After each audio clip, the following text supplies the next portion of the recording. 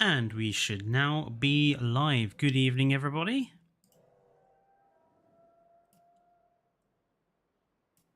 How are we all doing tonight?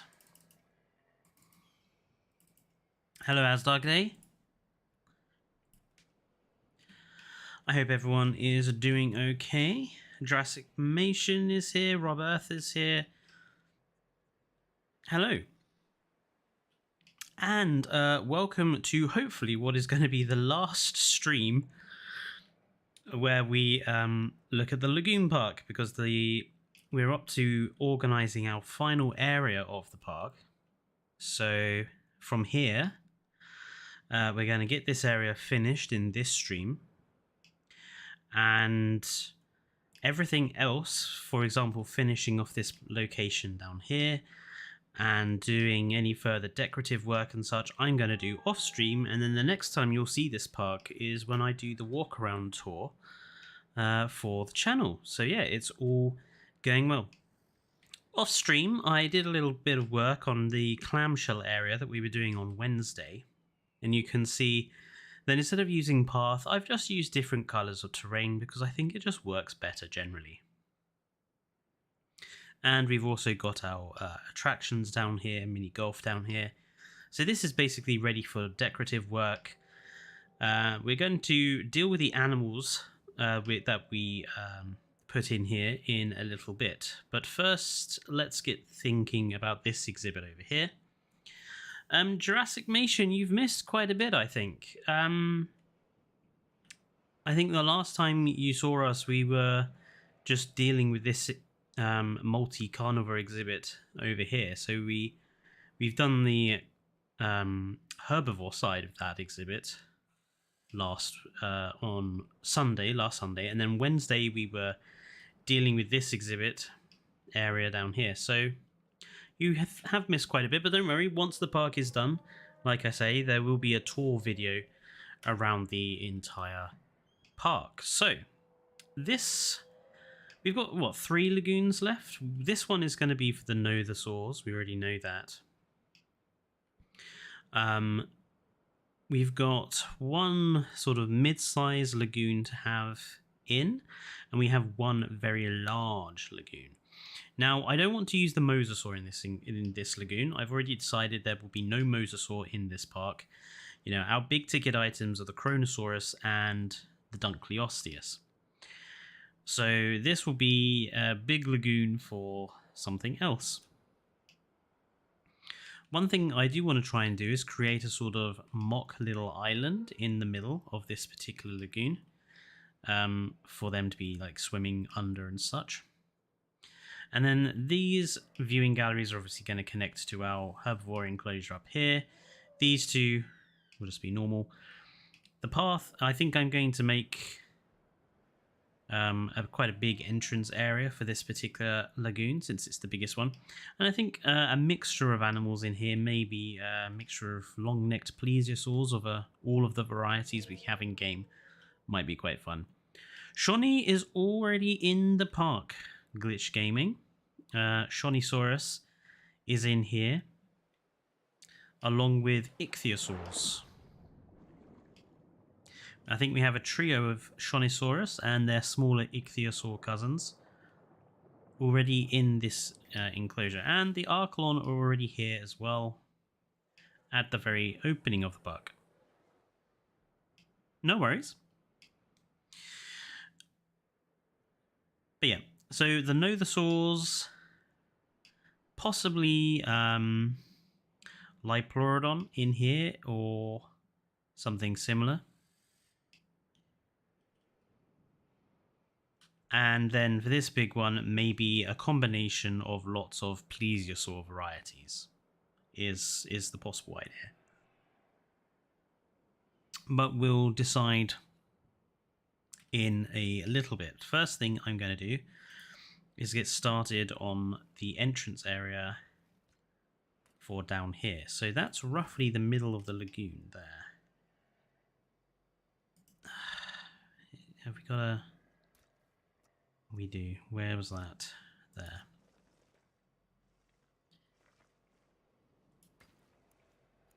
Okay. This will help us get the line up correct. That's roughly the middle of the lagoon there. That looks... Just straighten out that to the bottom of the screen. Looks pretty straight. There we go.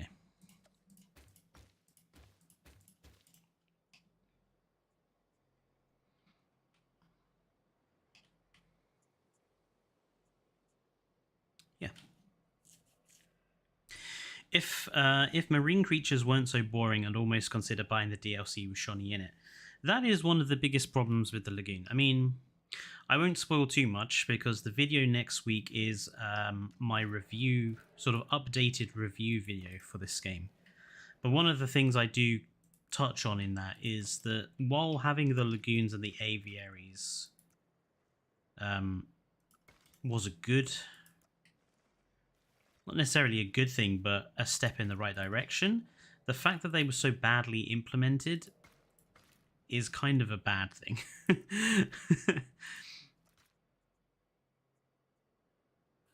The implementation of the lagoons and the aviaries, I think, could have been done a whole lot better.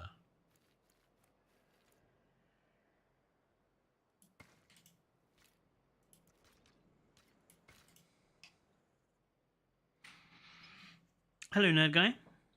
Hope you have a good rest of the day. No worries, Keith's Amazing World. The Nothos, I think, are definitely the cutest, one of the cutest animals we've had added. That's for sure. And I agree, Bugger. They were a really good idea. They've been implemented very well with the modular aspect. So that was a really good implementation. But then the actual execution of them with sort of decorating them and the animals and everything else, it was very badly done.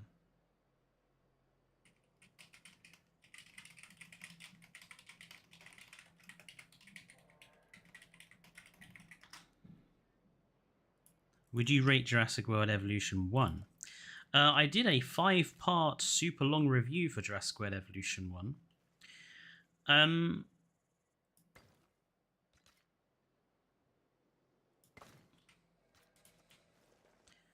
But I think if I was going to sum up my general thoughts about it today, I would say that Jurassic World Evolution 1 was very clearly a beta for this game. That's how it feels to me. That Jurassic World Evolution 1 was kind of used as a test bed. Not just for the systems that were going to be put in this game, but also just to see how the community would respond. And then this game is more what Jurassic World Evolution 1 should have always been. Aviaries are fine for me, just marine creatures can't interact with anything except food and each other. So one of the problems I have with the aviaries is that we can't alter the terrain, so we can't lower it or rise it very far.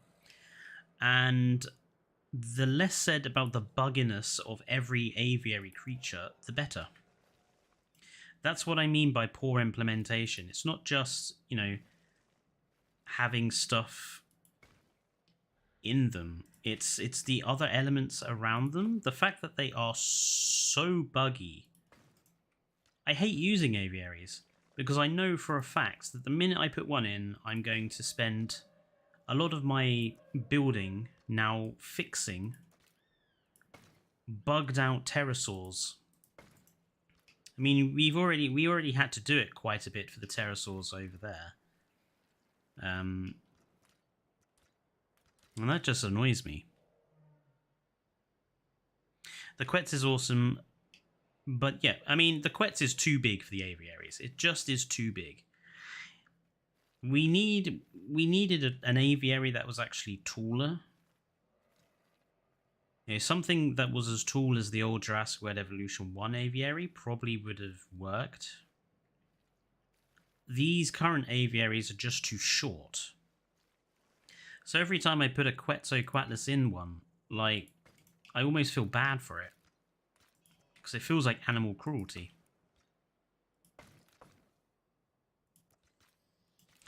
What did I do with the path on that side? Yeah. And I don't know what they've done to the pet pathing tool since the last update, but I'm getting so many frame rate problems with it now. Drives me up the wall. It's either that or it's potentially Kai's new mod. I'm going to have to perhaps ask him to take a look. Right, let's see if we can kind of want to make this sort of double.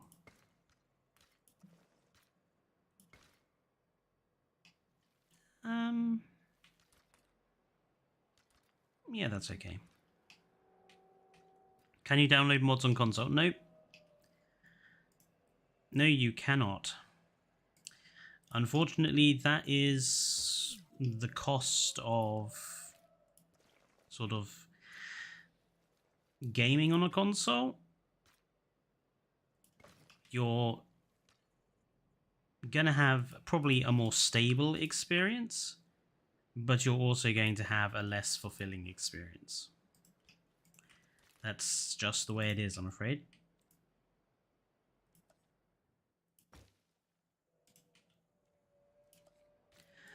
And it does bug me. The anti-modding feel for this game bugs me to this day. I've never encountered a community that is so against people modding the game as Jurassic World Evolution 2 console gamers are.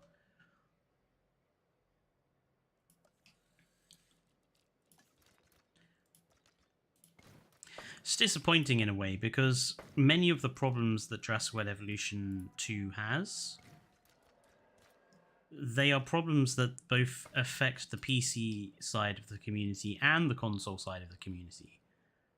And if we sort of came together and actually said to Frontier, look, these problems need to be fixed, we'd have a bit more weight behind us.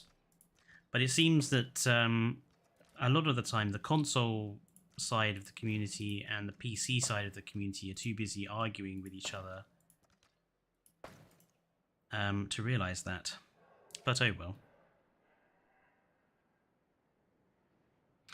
As a mod maker, I really wish adding animations were possible. We can replace them, but not add them.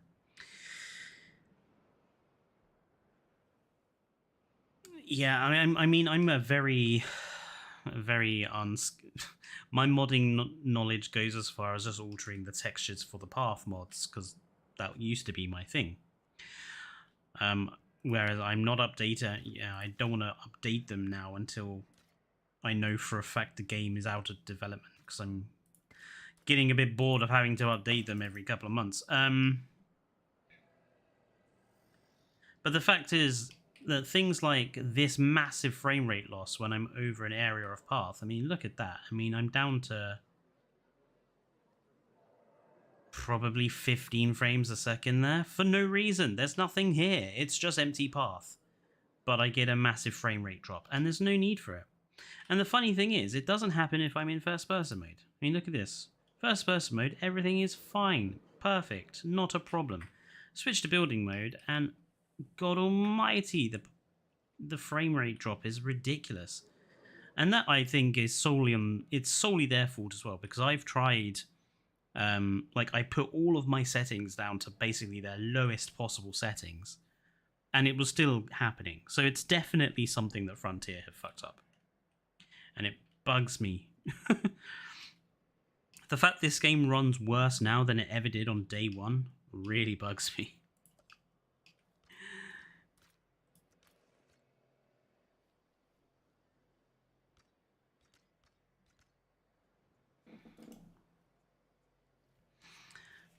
I believe that even most Jurassic World Evolution gamers play on console. Yeah, it does seem to be a thing.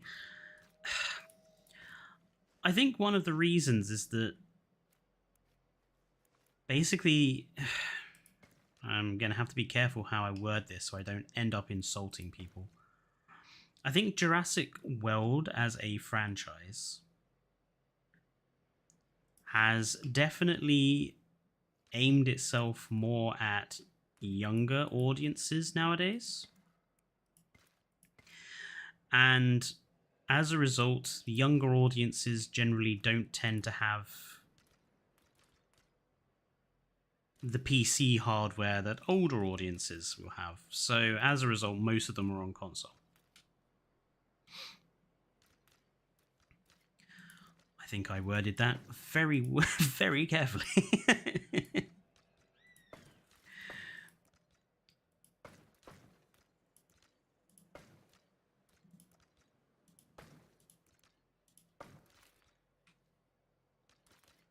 Hey Fletcher, do you have a clue about how to play JPOG on PC in the modern day? Honestly, no. I still have my original Jurassic Park Operation Genesis disc, but I haven't tried to run it on, say, Windows 10 or 11 or anything like that. I think we've probably gotten to the point in terms of operating systems now where the game I don't think is going to run. But I would be interested to see if someone can get it to run. I mean, obviously, Jurassic Park Operation Genesis will not hold up to this game in any way. Well, in a lot of ways. It's a very quaint game by current standards. But there are still some things that JPOG does so much better than this game.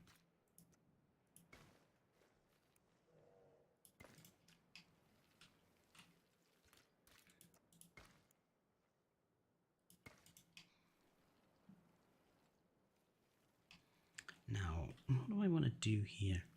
I need to figure that out. I think you worded it carefully as well. Thank you, Asdarkday. I understand what you mean. I think this game is much better suited to PC. Well, see, when I dared to say that, I got so much hatred.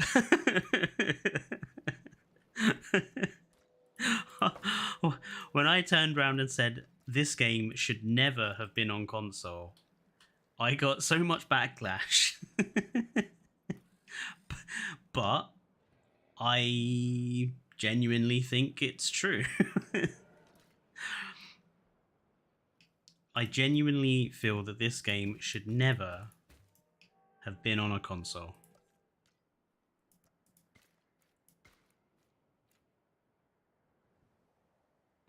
I mean, if only because the console game version of this is appalling. So many reports of bugs and problems with it.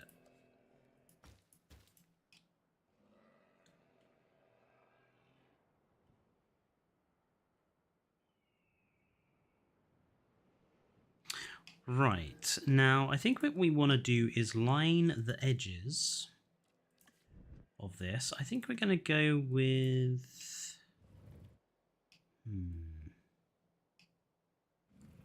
No, I think we'll try and go for that Roman-esque feel. So we're going to use the flag pillars. And then I'm going to create some taller monorail structures just for that sort of Roman stadium feel.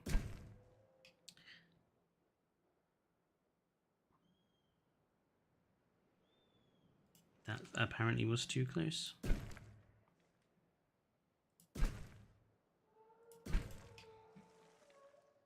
Yeah, that works. So let's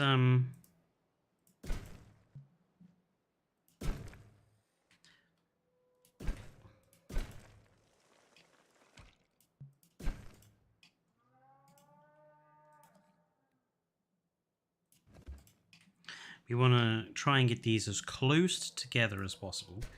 Now that I figured out the other day how you actually do it, because I know that Evo had like a tutorial on how to do it, but I never did it myself. But now I've... Oh, they're too close together. Blast!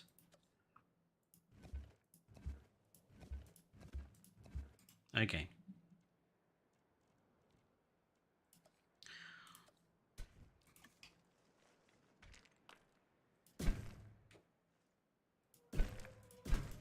I shall do it my way then. Because I don't want this taking forever. This park has already taken longer than I kind of anticipated it would. I wonder if we could maybe have one going out that way and then around.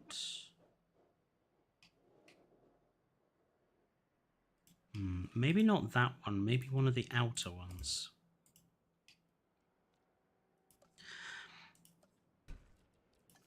I can say it because I don't have many followers. Well, I don't really have that many followers compared to, say, Evo, so... Again, I'm probably okay to say stuff like that.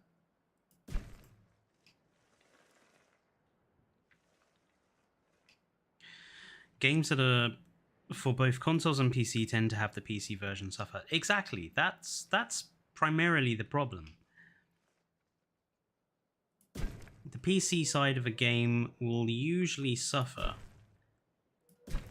when someone tries to force it to work on a console, especially a game that is not really suited for a console.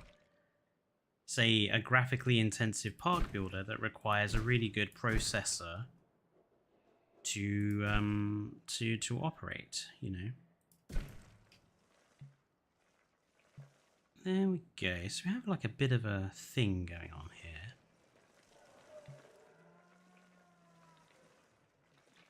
Maybe we could add like one more.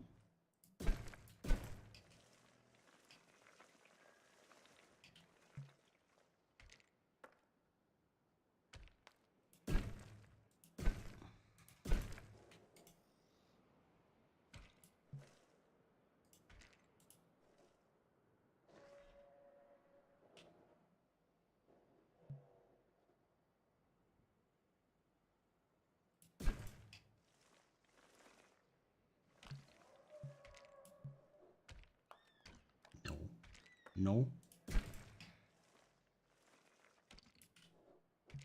No. No. What do people think? Do you think that looks alright?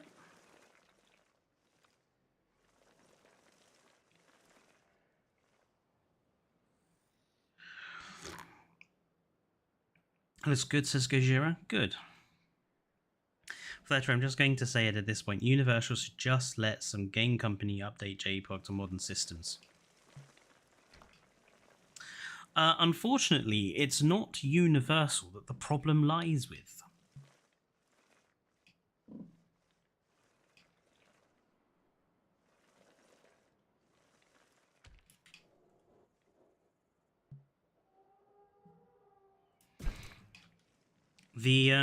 The problem lies with Blue Tongue Software, who are the people that made JPOG and who no longer exist.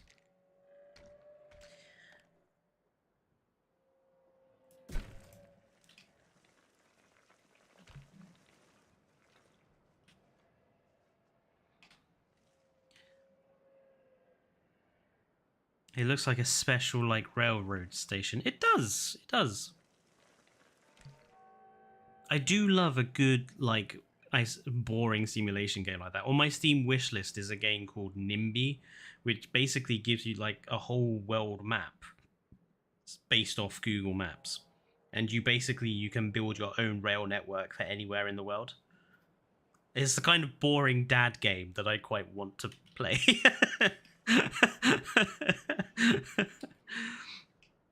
Can you do a video with the Gaming Beaver? Well, there's a few problems with that. Firstly, I'm probably nowhere near big enough that he would even be interested. And secondly, I don't watch the Gaming Beaver. I must be one of the few people who haven't watched his stuff.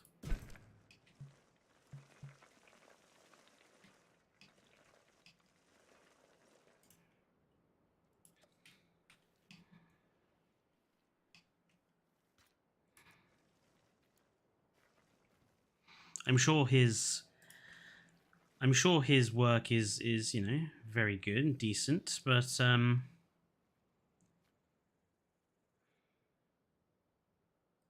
again, being very careful how I word this. I don't like big YouTubers. that's the simplest way I can phrase it. I don't like big YouTubers. People like Markiplier and, you know, for me there comes YouTube. For me is all about the amateur, the everyday person like me, like Dane, like Evo, everyday people that are not going to spend thousands and thousands of pounds on fancy setups and stuff. Just people who want to do something like this, you know, just play a simple game for you guys and to be our actual selves. Now, I don't put on any personality when I come on stream for you guys. I am the person I am. If people don't like that, stuff them, frankly, because I am the person I want to be. I find the bigger YouTubers get, the less amateur it feels and the more sort of fake it feels, and I don't like that. And I don't like the way that YouTube is starting to become sort of a, you know, it's not really for amateurs anymore. The amateur part of YouTube has disappeared because of people like Markiplier and the rest that get so big that it becomes a business. I think people should make money from the stuff they create, but I think YouTube becoming a job for people is where it's gone wrong. Which I know is again a controversial statement, because I know that, you know, there's plenty of people like Evo and that who do this as a job, and I have nothing against it, but I think I think it does pull something away from the amateur nature that YouTube used to be.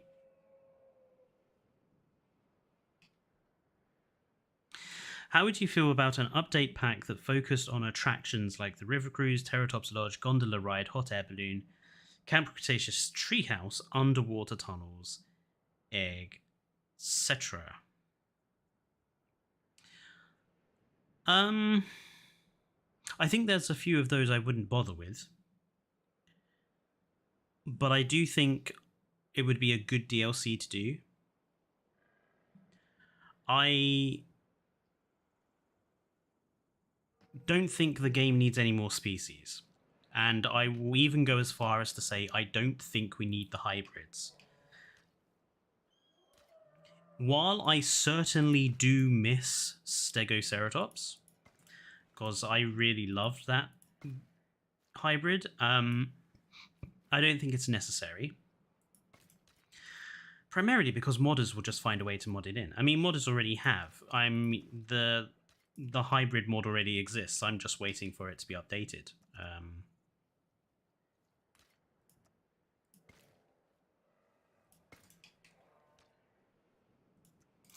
But in terms of this game generally, I don't think we need the hybrids. And I don't think there are any other species we could really massively require. I know a lot of people want to have Microceratus, but I'm like, why? Just because it was in Dominion? Is that the only reason? Because if that's the only reason for wanting Microceratus, I don't think it's a very good reason. The game already fails to adequately utilize smaller species of dinosaur. So I don't think adding another smaller species of dinosaur is really going to help.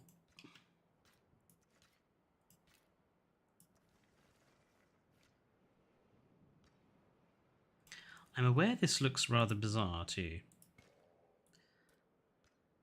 But I'm just seeing where the pathing goes, you know. That looks terrible. Why is this one really... Oh, it's not really close. It just looks really close because of the shadows.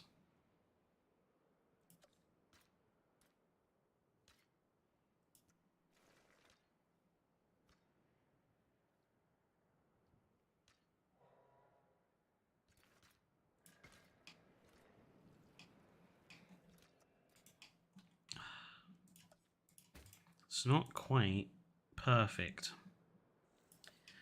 which is a bit annoying, but there's not much I can do about it.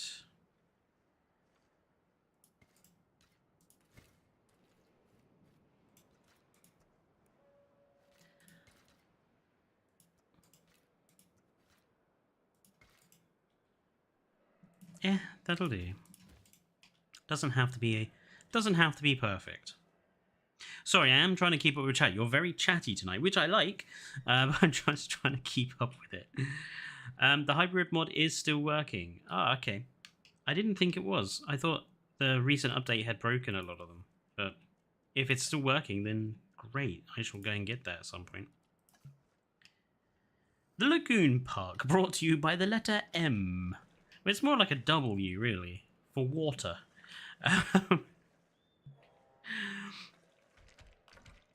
Let's see. Where does... It's off the third one. So let's take it down one and then take it... no, let's switch and do... from this one. From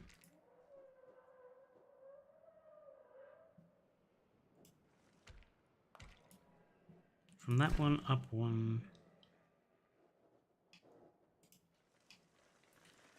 And from this one up one.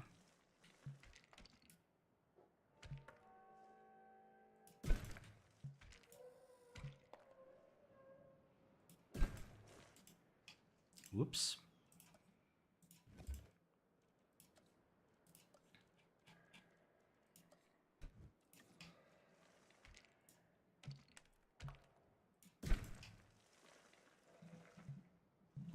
Yeah. Let's do that basically. Let's just go up just a little bit more on each of these.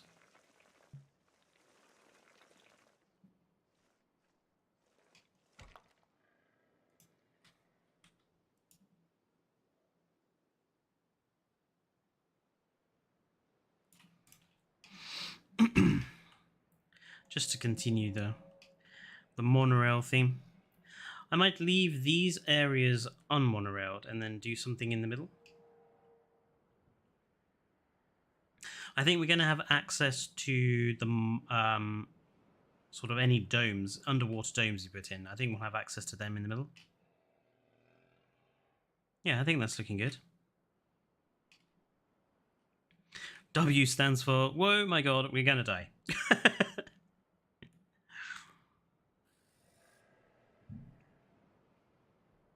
Will you ever do a video about Planet Zoo? I don't actually have Planet Zoo.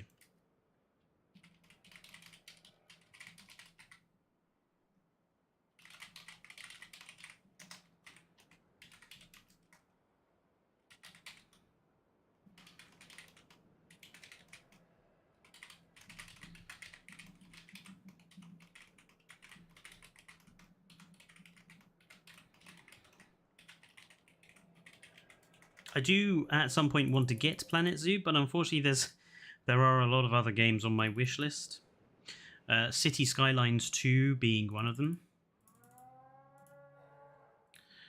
And I kind of wanted to leave Planet Zoo for that to be the game that Dane does for the channel. So I don't want to take stuff from him.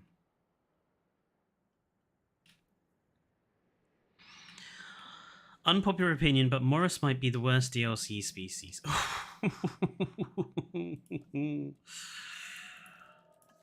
I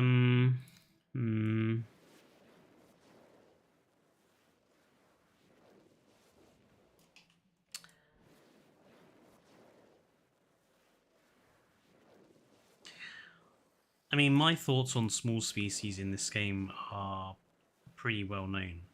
They shouldn't be here because they've just been useless. There's absolutely no point to them being in the game.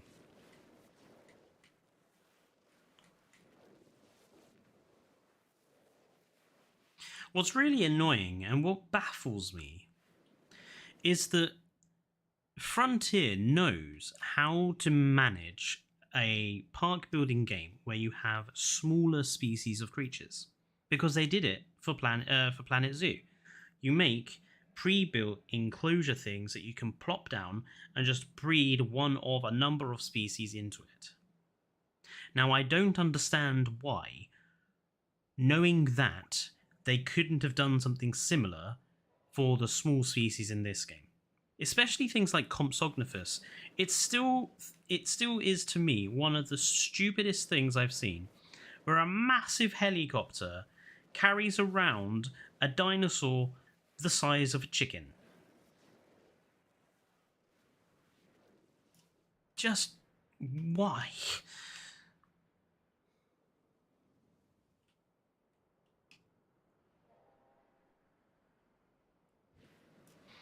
So what I'm doing at the moment is I'm just outlaying where I'm going to put vegetation. So this really white sand is the sand I'm using to mark out gardens and stuff like that.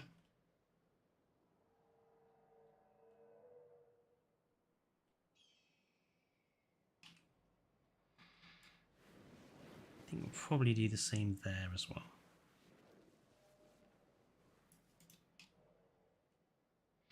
I think we'll put something here. This seems like the perfect place for a fountain, frankly. Possibly something smaller. Yeah.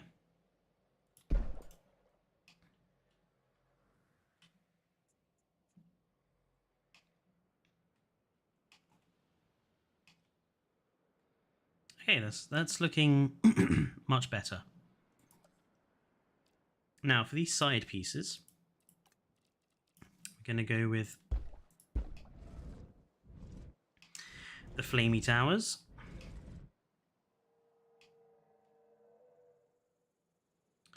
Don't want to put too many in.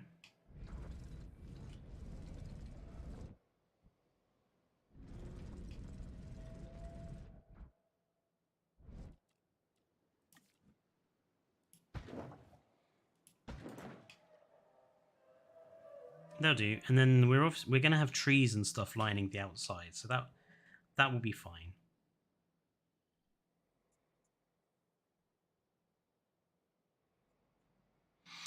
We need to decide where we're going to have food, I've just realised.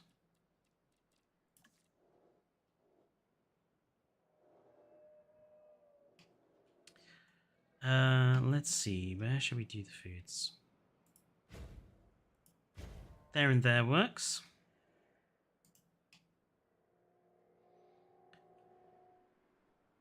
Yeah, that's pretty good. Now, I want to do a sort of like a rocky island in the middle. Obviously not one that they're actually going to use, because the species that are going in here are not going to be species that we use the island.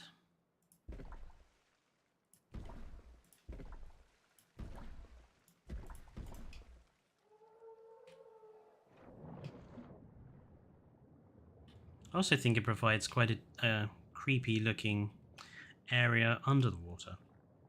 Oh, come on, scroll, come on. Jesus flipping Christ. I hate that. I hate the new camera. I hate the camera stickiness.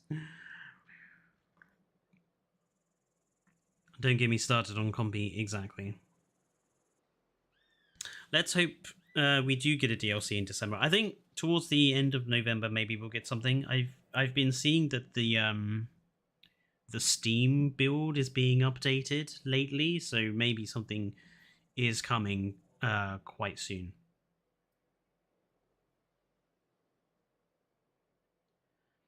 I want children in the park for running for their lives when a Rex is hunting. Yeah, unfortunately, that would instantly take the game's rating up to mature or 18+. I do have the toolbox, Glitch Gaming, and I know I can just put down normal rocks and stuff, but I kind of want to use these rock pillars just because they're bigger and they do occupy a larger area. But don't worry, I am going to decorate the...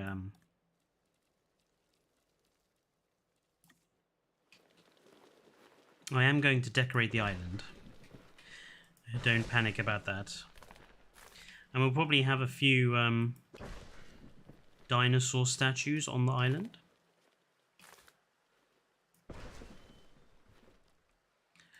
think we'll go for something that's like a little tigery.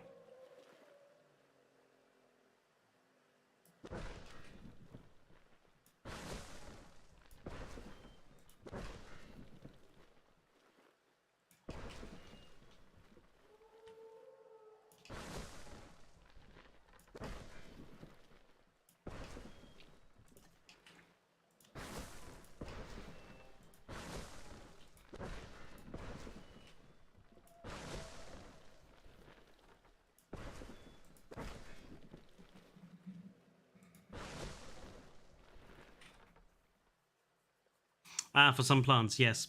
The mortar bush is Mediterranean.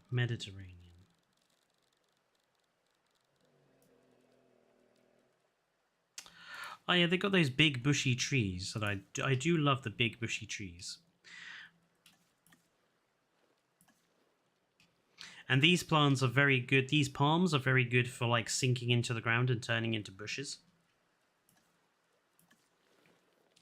But I think we'll stick to this being sort of a taiga environment.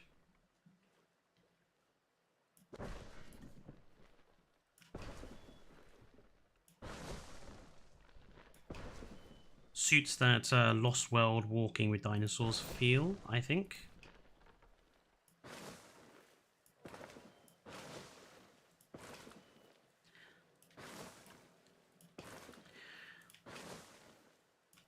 And I'm sure you guys have known me long enough that I'm now going to go and grab those lovely other colours. Just to give us some difference here.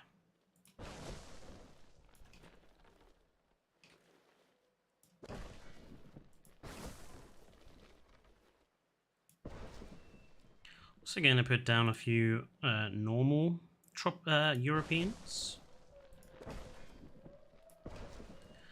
Just to make this a little bit more mixed in terms of species. Those are a little large and chunky.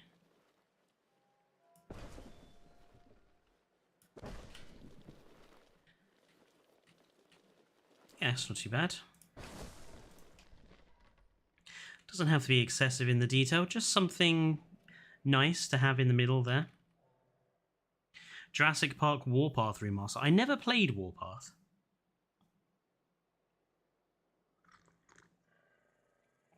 I would be happy if Frontier would just do a survey about what the fans really want. The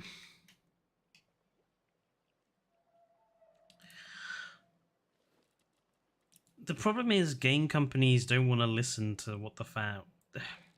It's not that they don't want to listen.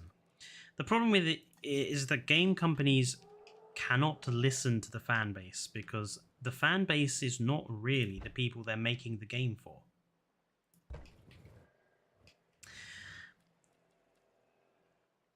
The people that they're making the game for are the shareholders and companies like Universal, the right holders. They're the people they're making the game for. They're the people that want the games to rake in the cash and everything else. They're the number one priority for companies like Frontier. We, the fan base, are not. And it doesn't matter in the long run if the game is unrewarding to play for a long period of time, because the game has already made them stack loads of cash, which matters to them and their shareholders more than our long-term happiness with the game.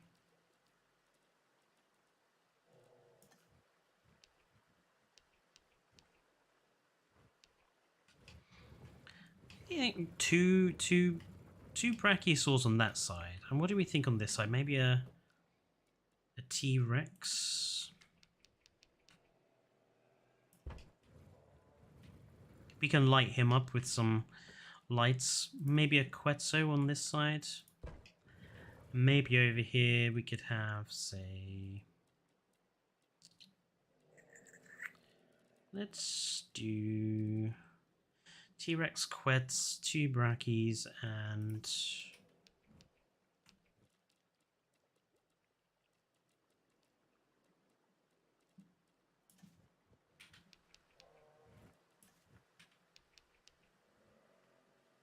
Pteranodon? Or Para? Penta? Is it like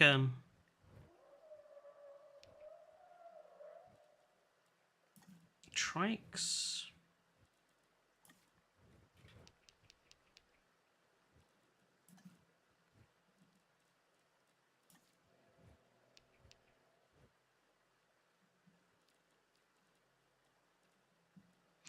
Ooh, I don't know what to do.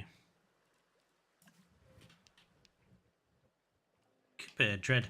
Just put a massive dreadnoughters in there. Actually, we'll leave that side clear. I think that works. You know, sometimes less is more. I think that works well enough as it is. We'll put in some lighting rigs in there to light it up. But I think that's good enough.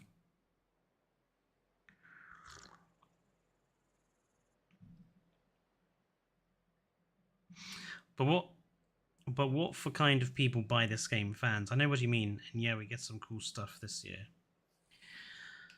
Yeah, I mean, obviously, it works in their favor to appease to the fans, and I'm not saying that Frontier don't. All I'm saying is the fan base is not the people primarily that they're making the game for. They're making the game for themselves and for Universal. And so Universal's requirements will always come before ours. You know, fans want a huge amount of things. We would love, for example, for the bug fixes to come and for the game to be optimized, but alas, won't happen. Because bug fixes don't make money, nor does optimization.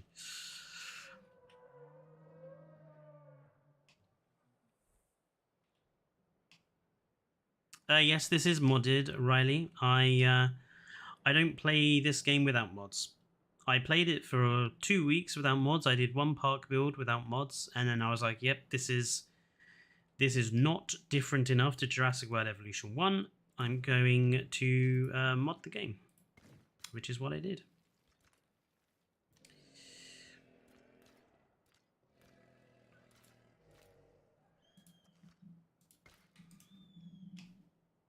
I mean, that I think is another problem with this game, fundamentally. It just wasn't different enough to Jurassic World Evolution 1. It was way too similar.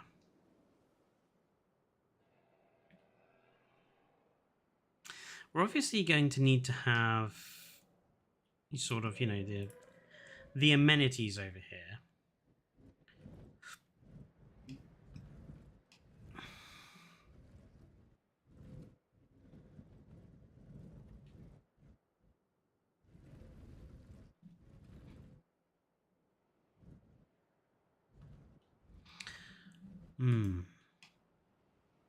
Just thinking about where to put the sort of general buildings of this area. Can you look at the pretty brackies real quick? Yes, I can. There is, what is it? This is Garl. Looking very swish. And where is...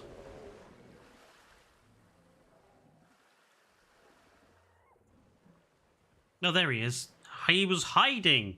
I thought he was one of these trees. Not so Littlefoot. Looking spectacular.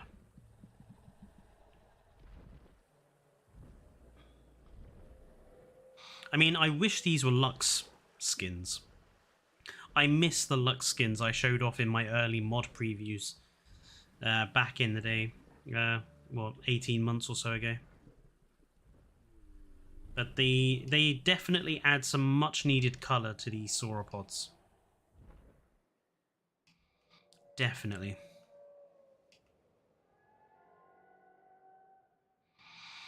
Well, I think they should still be on the channel, Glitch Gaming. I did spotlight reviews for all the Lux mods that someone on the Discord was making, and they really enhanced a lot of the creatures, the Brachiosaurus especially. But I mean, just personally, I think it was a really good idea to bring the Shonisaurus colors to the Brachiosaurus, because the sauropods have this tremendous problem that their skins are so dull. I haven't used all of them, Glitch, because there are some that I think it suits better than others. I've got them on the Brachiosaurus and the T-Rex and the Stego. I mean, I would love to see these colors on... I'd love to see the Shonisaurus colors on some of the other sauropods, like Diplodocus, Apatosaurus, Camarasaurus.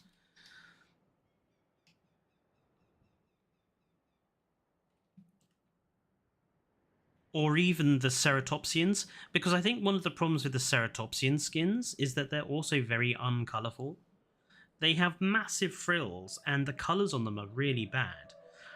So if they were on, like, the Styracosaurus... I think the Styracosaurus, the Pentaceratops, and the Triceratops are the three worst Ceratopsians in terms of colour for me.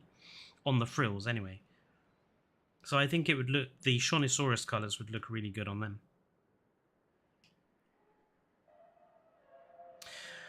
Right, since we're coming up to the 1 hour mark, let's focus on this little enclosure for our Nothosaurs. I want to decorate their little rock a bit, because it's looking a tad plain.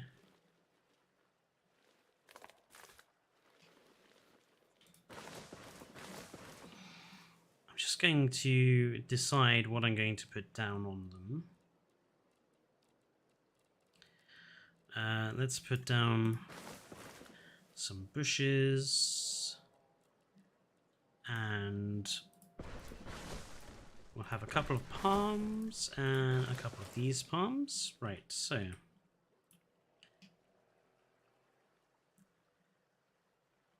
being very careful not to put them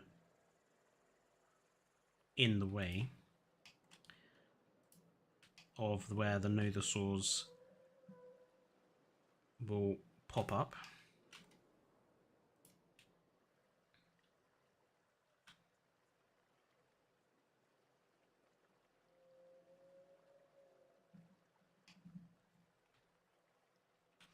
Quite want this one to be sort of hanging over the edge. Yep. This one we're going to angle it a little bit further. Yep. I'm gonna stick one of these bushy bushes here, and one of these spiky bushes here. I think these are supposed to be aloe vera, aren't they? They look like aloe vera.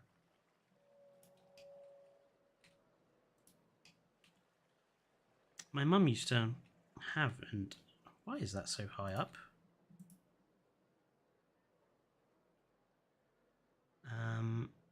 Put one of these sort of there on the edge. I'm going to put one of these in the middle, because the Nothosaurs actually don't walk up to the middle.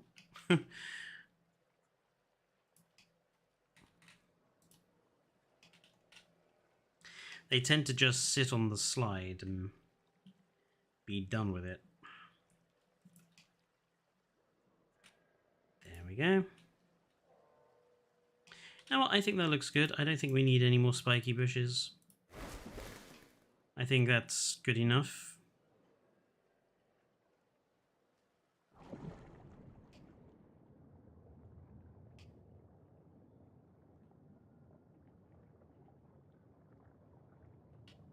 What sort of environment shall we have for the dinosaurs?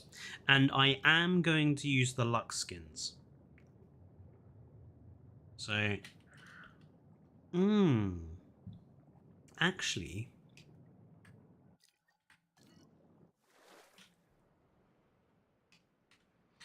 I mean, we could make this enclosure here a Lux skin animal enclosure and have the nothosaurs and the sticks in here. And then this enclosure we could just have for a different animal. What do people think? Have a dedicated Lux animal enclosure, or keep this one just for the nothosaurs?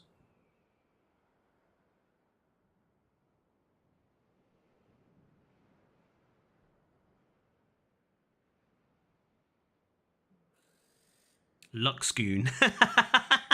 I like it. The LuxGoon. We'll have to do some shifting around of stuff.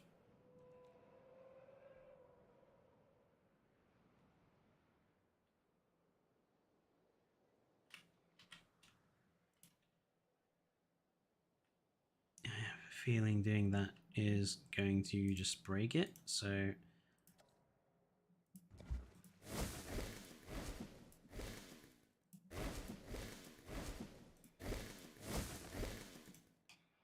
Okay.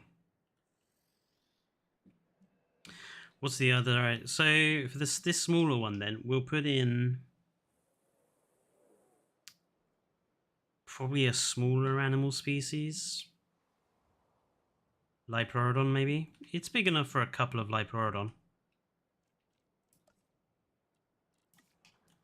So if this is going to be our Lux Lagoon, we'll give the nothosaurs 2 places to rest.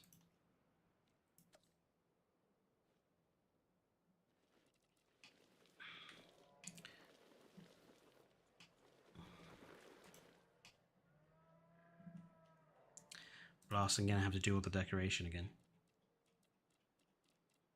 Let's try and do it as quickly as I can. 1, 2, 3, 4. 1, 2, 3, 4. See, let's give one. Let's give a couple of those and some bushes.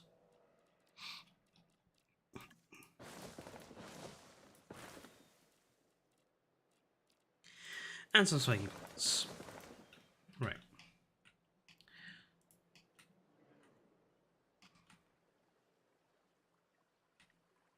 So I'm going to put that one there. And we're going to put a patch of 3 over here.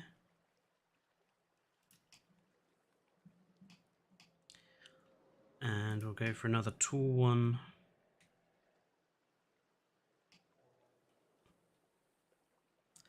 Sort of here. And we're going to cover up. Put some bushes in.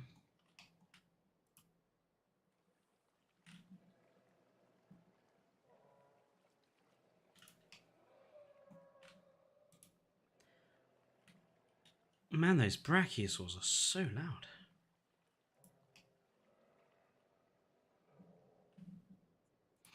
Put a couple of these on. Let's have one there. And a spiky boy.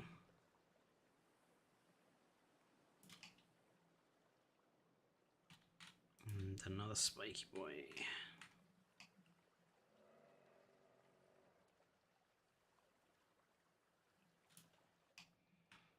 Okay, that's looking alright.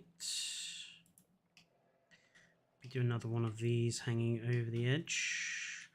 Sorry folks, I'm doing this as quickly as I can so we can get to picking dinosaurs and skins.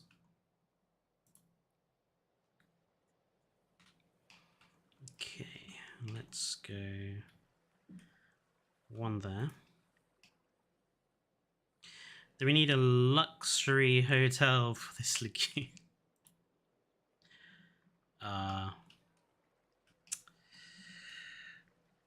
All the Lux puns.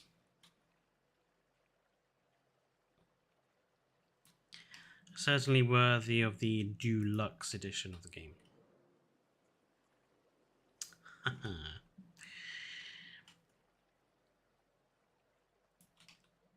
Okay, to stick another patch of triples somewhere. Let's go with here. Let's go with Ferny Bush. And another banana palm here. Let's go with Puffy Bush there. Spiky Boy.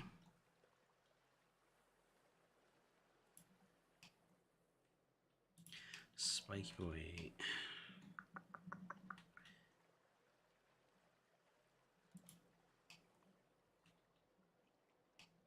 Let's do another Puffy Bush over on this island. Say there. I think that should do. Okay. So that's our new Lux Lagoon. Oh, I'm glad to hear it, Glitch. I can't wait to see myself. You will be punished. Okay, so, is this got... No, it hasn't. It hasn't got anything. Okay, so it needs fish feeders.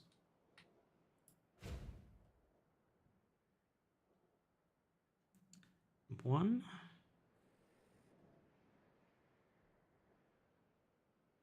Do the one. One should be enough. And let's decorate the outer edges. I think we'll go for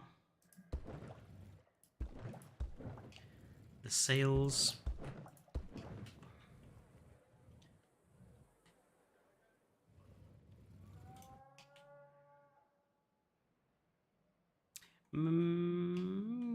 Yeah. Yeah, we'll keep the sails for now. Okay, so for what will become probably Liplorodon, or please... Okay, let's decide. So we got Stixo and Notho in the top one. I'm going to write this down so I don't forget. Notepad. Okay. Let's write these down.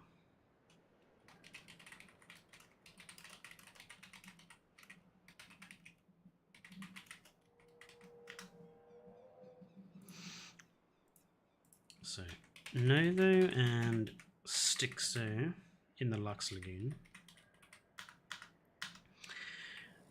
The main lagoon, let's do Elasmo, Attenborough, and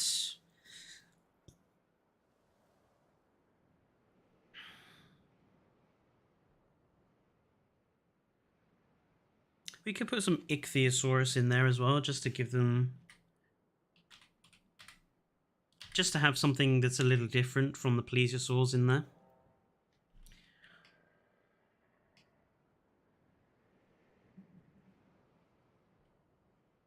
I feel like I'm missing some species of aquatic. Base game aquatic. No. And yeah, and we'll do Liplorodon in...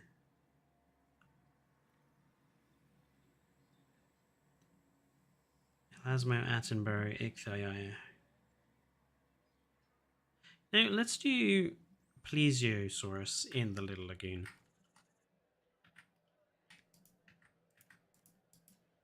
Can I please exit the hatchery? Thank you. We'll put Plesio in here. It's an animal that I think people overlook. So we'll do plesio in the swarm.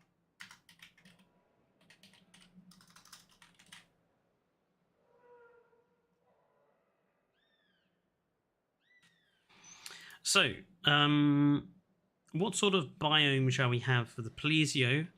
What sort of a biome shall we have for the Lux Lagoon? And what shall we do for the long-necked Attenborough Elasmosaur Lagoon? Let's have some ideas. I'm going to take a slurp of drink.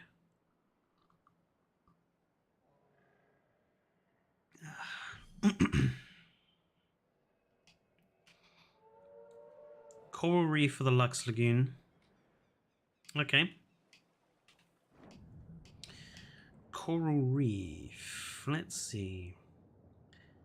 I reckon we could. It would probably be best if we did it as like a line between the two.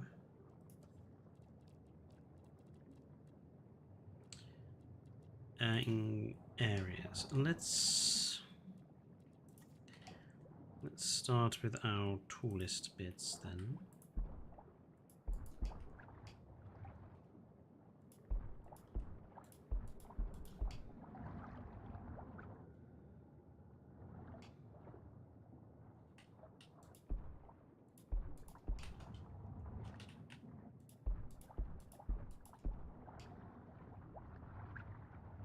Let's have like another tall area.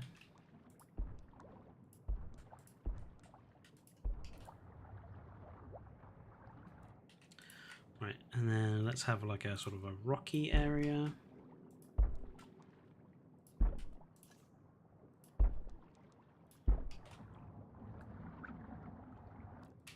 Let's do like another rocky area.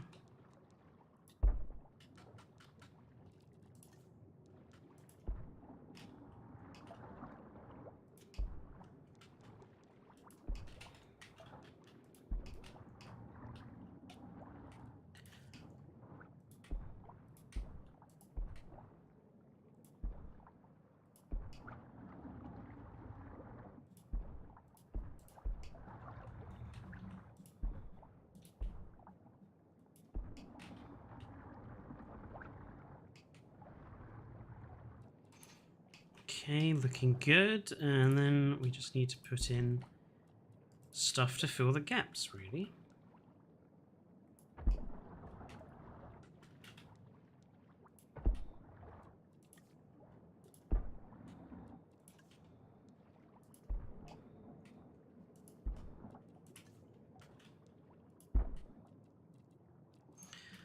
Bubble generators I quite like to place down in coral reefs just for a little bit of movement.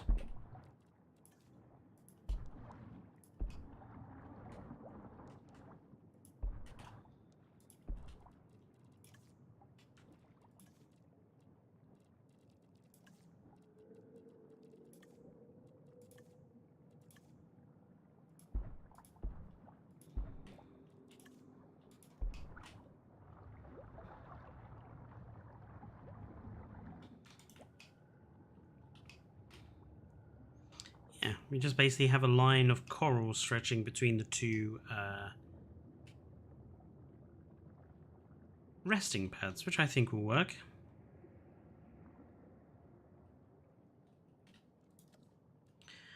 Let's put in lights. Let's start with some of these.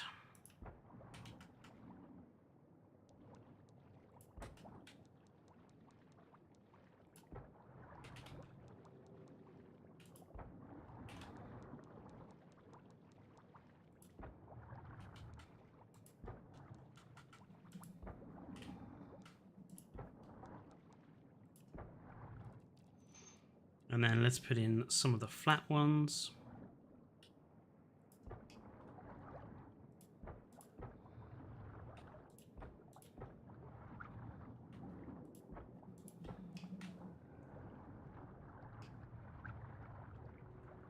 Yeah, that'll work.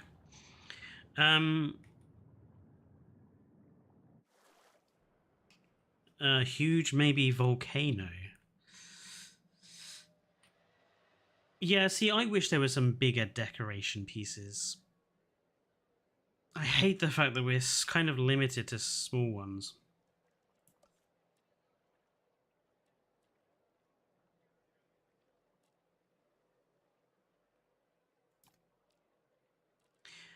You know what I might do for the Liplorodon Lagoon?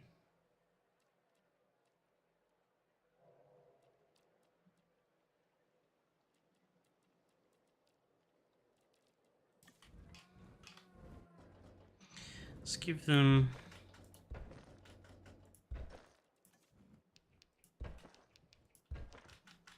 a bit of a castle.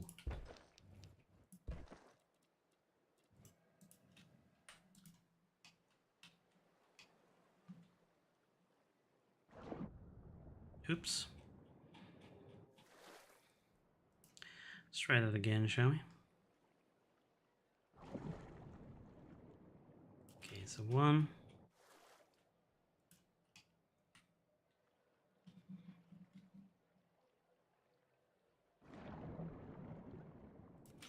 2.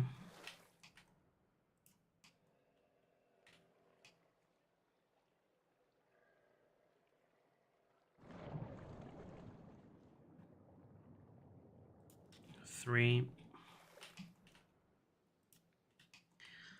Let's do 1 going out from there.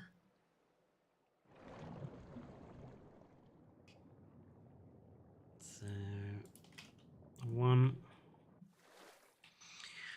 They should hire you to work on the next game. Oh, they would hate me. They would absolutely hate me. I have such...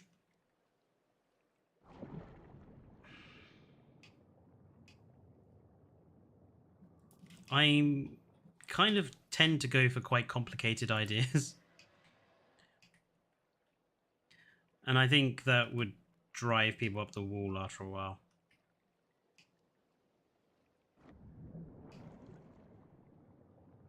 But I mean, you know, if Frontier, you know, if you're listening and you want ideas, I have made many videos giving plenty of them.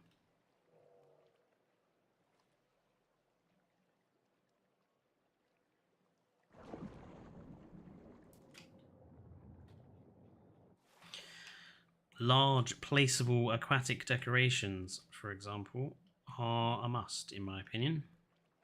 Especially now that we have natural lagoons. I mean, that's one of the problems I have, and it's one of the reasons why I didn't really rate the Malta DLC very highly, is because of all the additions of stuff that they did, like the natural lagoons and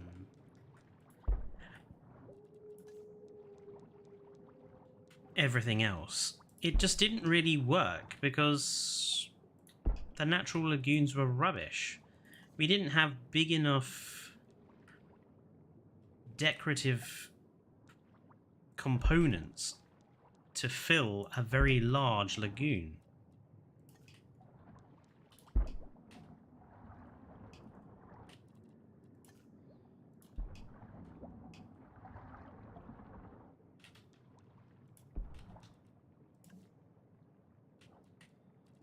Maybe do a little... What a bubble riser.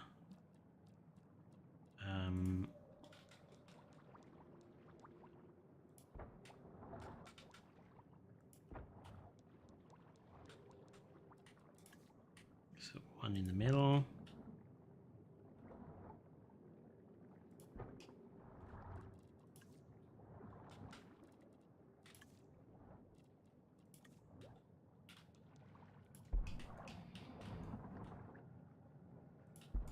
There we go. So we've got like a little sunken volcanic castle for the Liplorodon.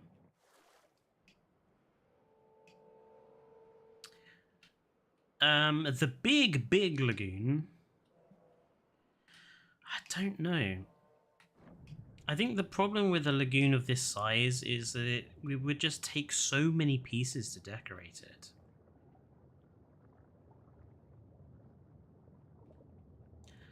Like, we are talking monumental levels.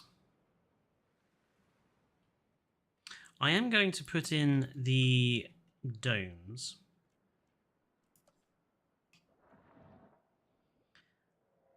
we'll have, I think, one there with entry. Let's change the entrance type. Entry there. And we'll put a second one basically in a similar spot. And we'll just conjoin them into one another. There and there.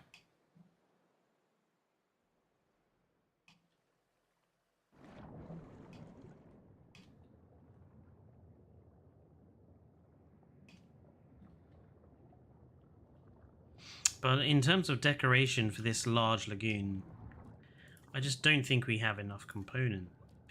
They're just too small.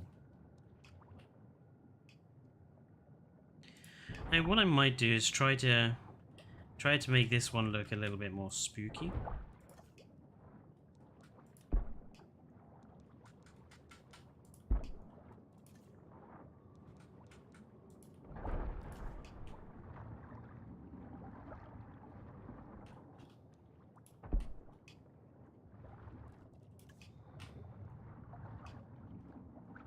Ah.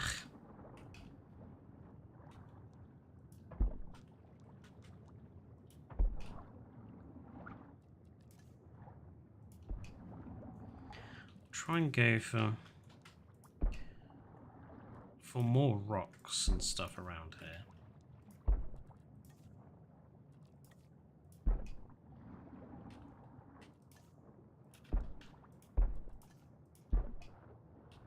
Because it already has quite a spooky feel to it, I think, with all these pillars. And then, you know, I'm going to place plenty of lights. Well, not plenty, but a fair few. If we make sure we have some angled ones that really sort of highlight the cages.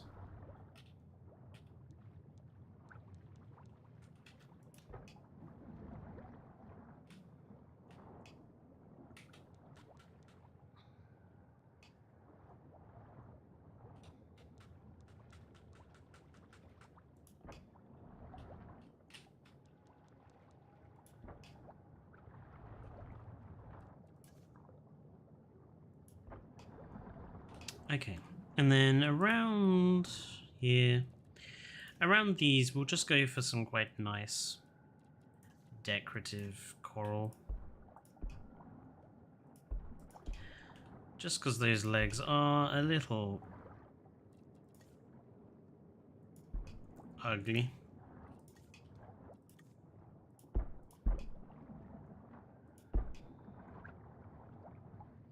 Same for the other side. Place down some decorative. Keep.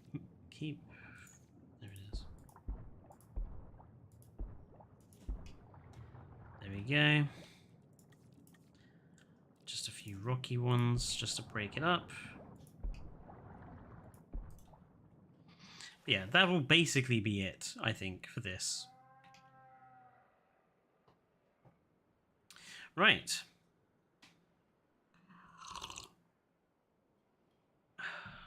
Look behind you, spooky pillars. Exactly as Dark Day.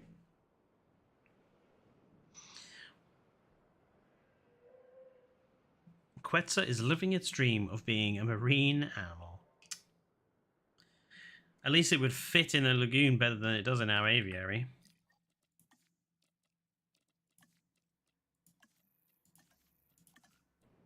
Right, let's go and get skins.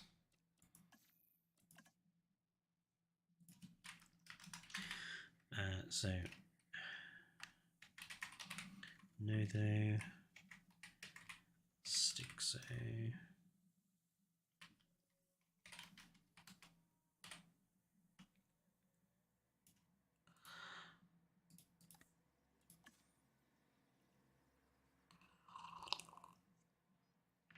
I think Nothosaurus has 2 lux and Stixo has 3, if I remember correctly. Let's do the Notho first.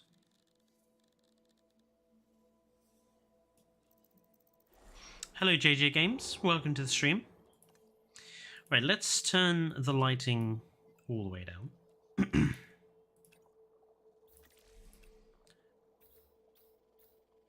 Right, yeah, so we can have pink and we can have blue. So let's do the blue ones first.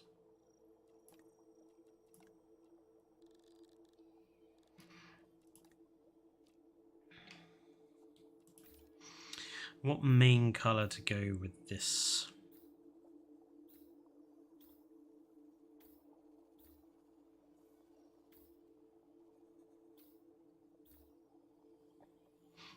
I'm blue, da ba dee da ba da. A song from my childhood.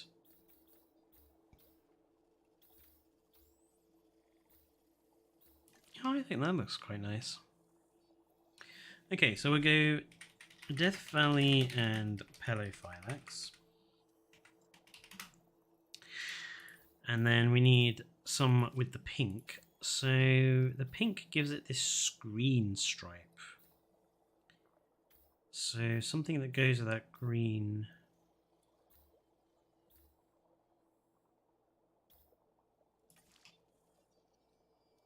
Looks quite good, but is the color wise is quite close. Yeah, we'll go with my trichlor colors. We'll do Svalbard and Papyrus.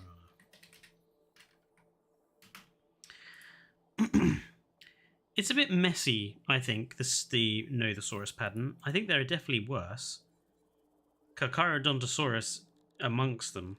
Ugh, the Carcharodontosaurus is bad. Right, Styxosaurus.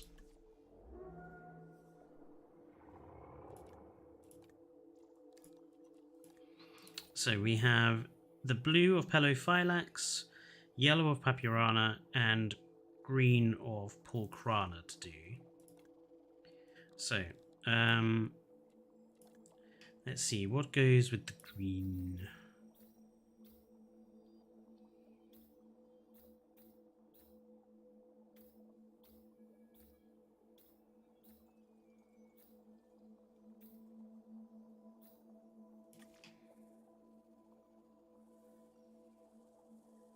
I think that looks quite nice. So Death Valley again and Pulchrana.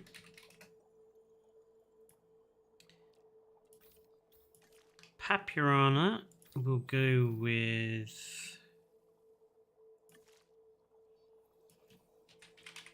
Svalbard and Papyrana.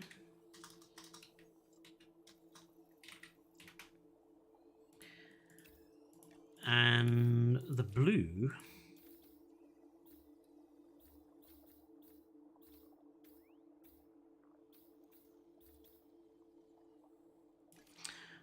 we'll put on the really dark one. So Yukon River and Pelophylax. So that's them. Next up is Elasmo, Attenborough, and Librodon. So Elasmo.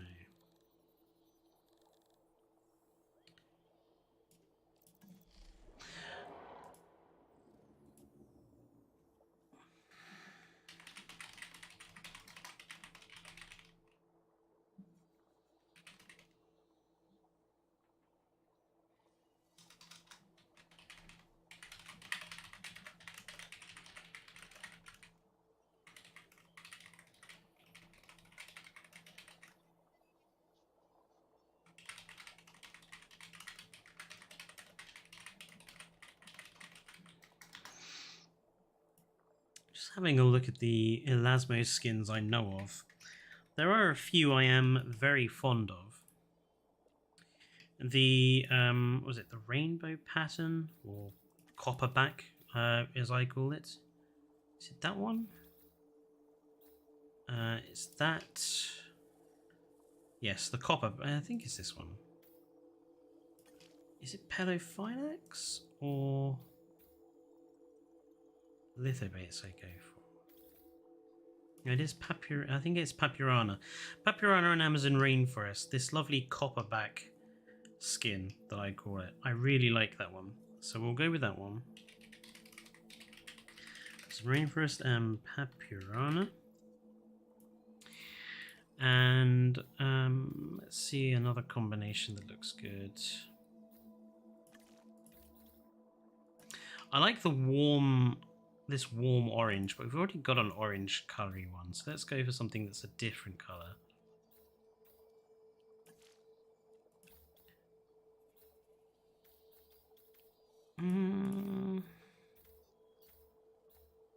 Let's go for white and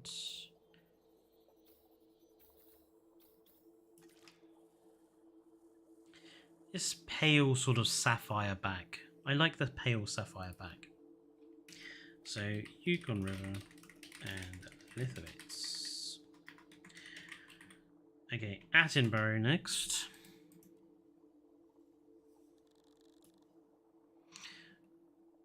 Again, an animal that I have a few preferred skins on. I really like the yellow striping on most of the skins. So Svalbard and Kalkorana. And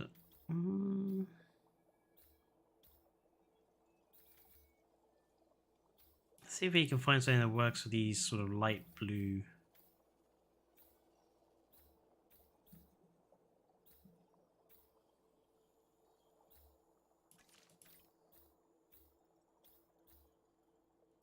We'll go for a sort of tiger striped mangrove forest and Pulkrana one.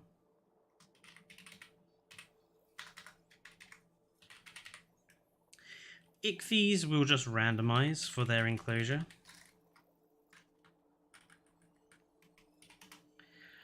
And the Plesiosaurus is the last one to grab some skins for. No, we'll just randomize the Plesio as well and see what it gives us.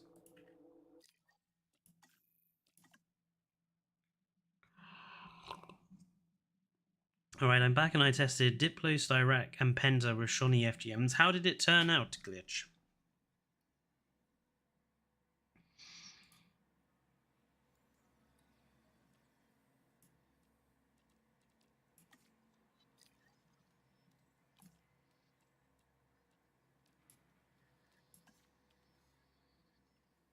Now, I think this is actually an area of modding that could also become really popular, Glitch. Like, because there are a few dinosaurs I think that could do with better color palettes. Carcharodontosaurus and Allosaurus, especially.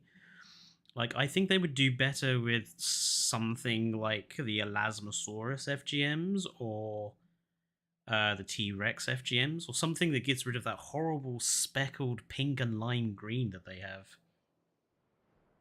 Diplo looks amazing, but Styrac and Penta not so much. Damn. Well, maybe they just need to have the FGM of a different animal. Right, let's find...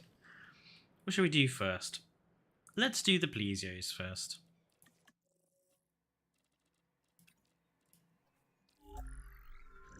And we're just going to randomize these. And we're going to take 4, I think. Salada, Huasca, Rana.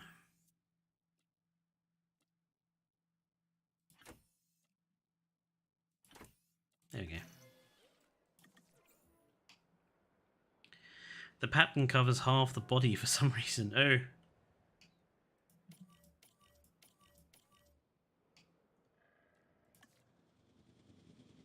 Okay, they're on their way. Nasuto is another one whose colours are really lackluster, I think.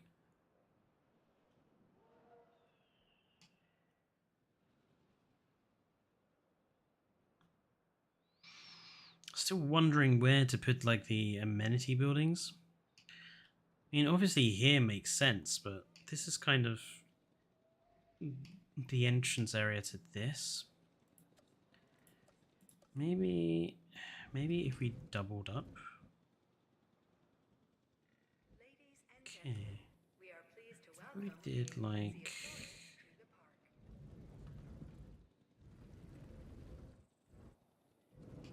Hmm.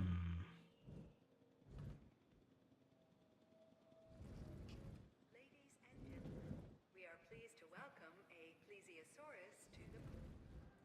Yeah, I think I'm going to put the amenities in here, but we'll have it so that the upper roof seating areas overlook the herbivore enclosure. That seems to make most sense to me.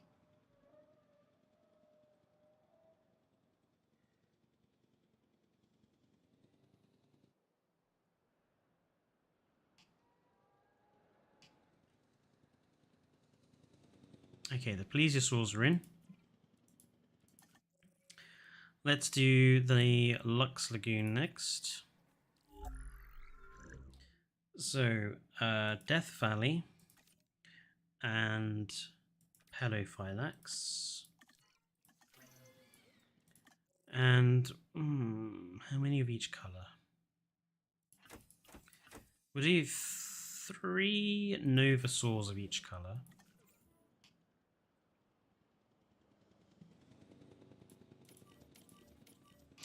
Because there's going to be quite a few Styxosaurus in there.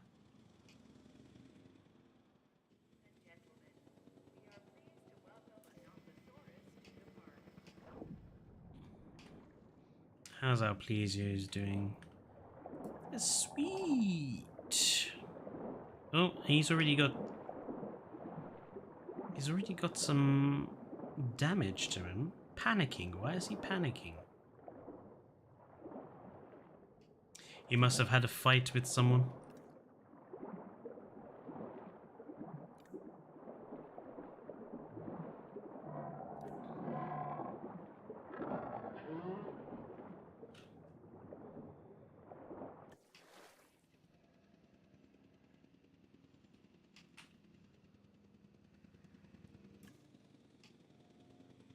These helicopters take so long to do anything.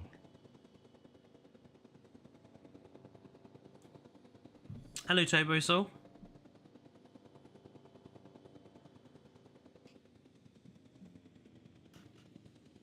Welcome to the stream.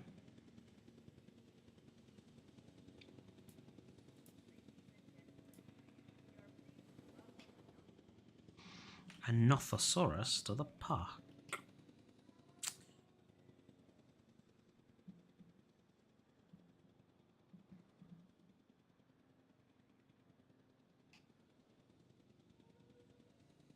I mean, I like how this park has come together.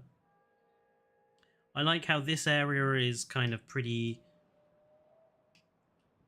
tropical feeling with all the palm trees and such, and we have a couple of dinosaurs and some pterosaurs over here with this lake and bigger Chronosaurus castle, and how decorative these gardens are. I think this is a really nice area. And then I just like this sort of central roadway going through the whole park to this area, which is, sort of a bit more show-offy. I can imagine sort of that the park has been built in 2 halves. I can imagine that this half of the park before this massive gorge, this is like the beginning of the park where it like started. So you have like the dinosaurs and you have the pterosaurs and a couple of lagoons. And then the rest of the park has been built later on, with the much more substantial hotel area and the amphitheaters and everything else. I feel it's kind of a park of 2 halves. It has its own story.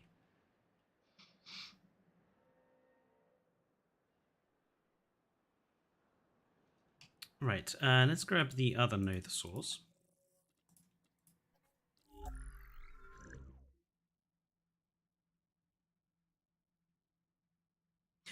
It's a shame. I think the Dunkleosteus would have looked really cool with Lux skins as well. Svalbard and Papurana.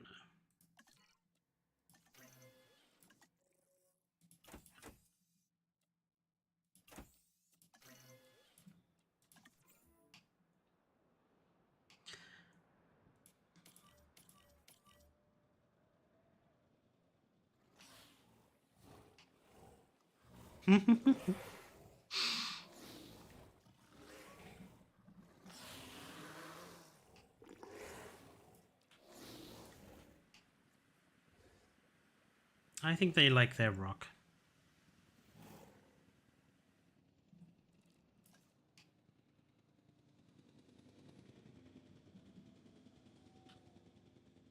Such good lads. Exactly.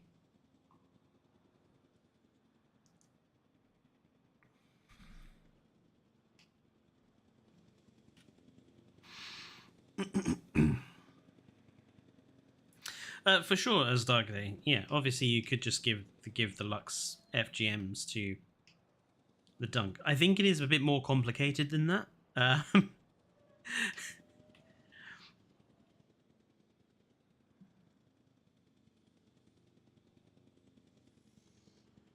mean, I really miss the Cryolophosaurus Lux that was done quite a few. I think it's about 18 months ago now. The Cryolophosaurus looks so good. Right, Stixo.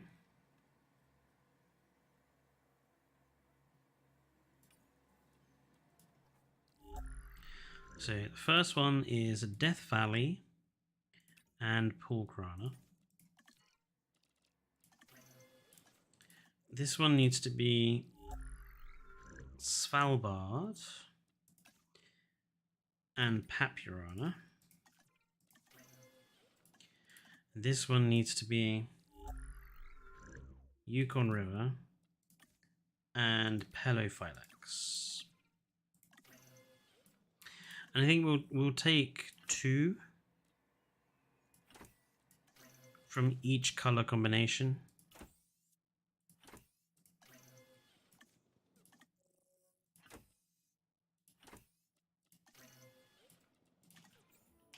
And hope they get on with the those.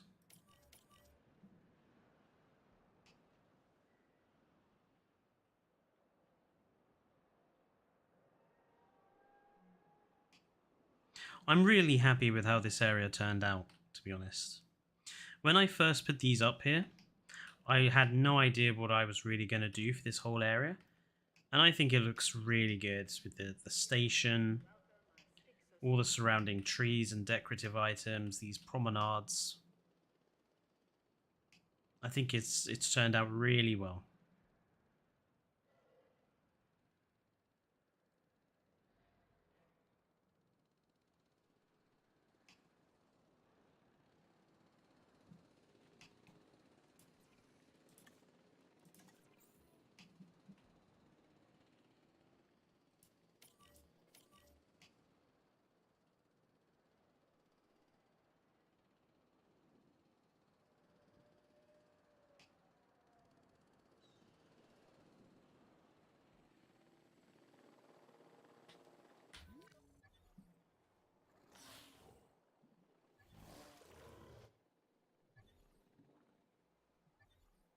So,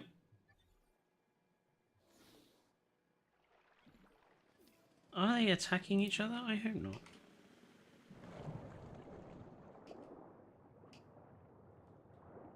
They seem to be getting along.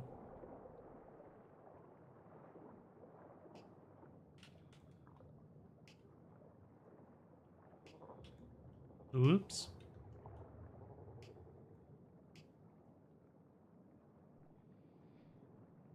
What is this one doing?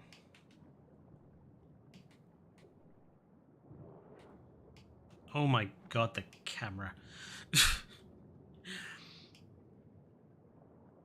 Frontier, all will be forgiven if you just put the camera back to the way it was. Oh god.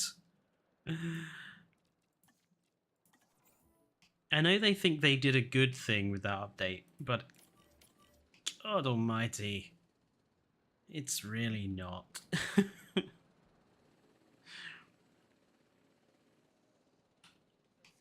to the park.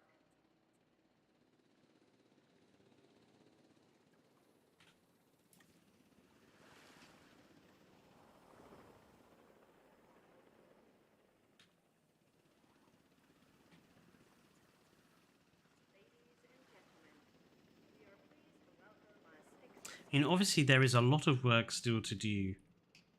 Even once sort of these areas are finished. There's some decoration that needs to be done down here, and I need to decide about this aquarium area. There's this big empty patch here, which I was going to... I'm not sure what to do with it. I was going to have like a statue park, but I don't know now. And then obviously there's the rest of the decorative elements for this entranceway that needs to be done. The rest of the trees and stuff to go in.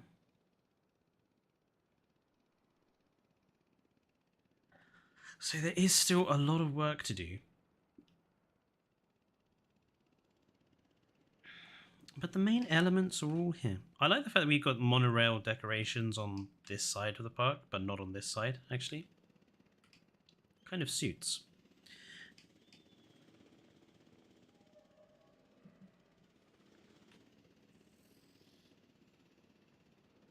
The camera sucks for photography. It does. I don't use capture mode for taking screenshots. I use NVIDIA Ansel.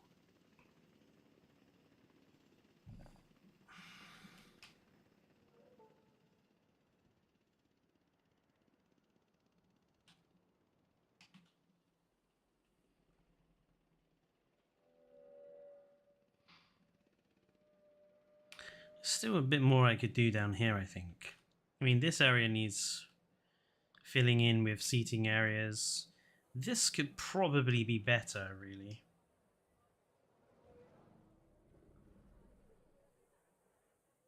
I'm just not sure how.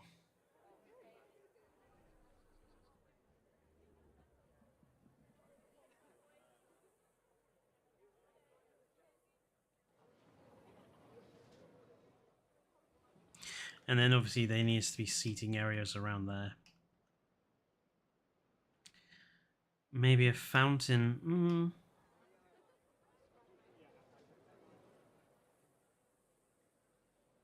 Maybe. Or maybe just some water around.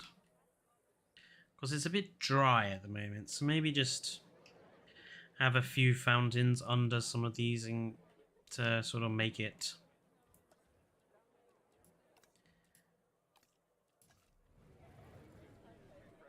wet.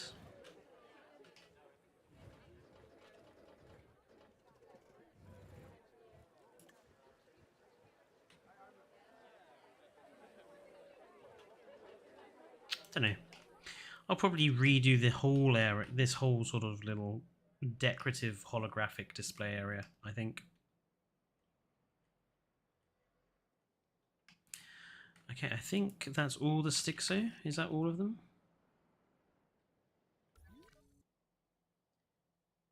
Yeah, looks like they're all in here.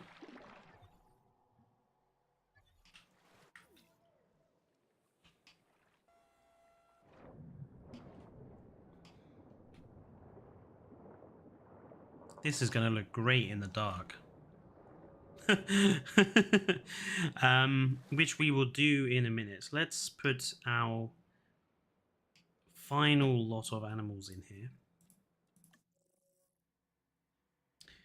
So Elasmosaurus, the big one with the rocks and the DNA one lifted up onto it for a double. Could work. Oh, it really has Dark Day. I'll be curious to see how it turns out. Amazon rainforest and Papyrana. Because there are a few dinosaur species, I think, where luck skins would really make them useful. I think a lot of the dinosaurs I don't like using, I would probably use if they had good luck skins. Cryolophosaurus is one of them.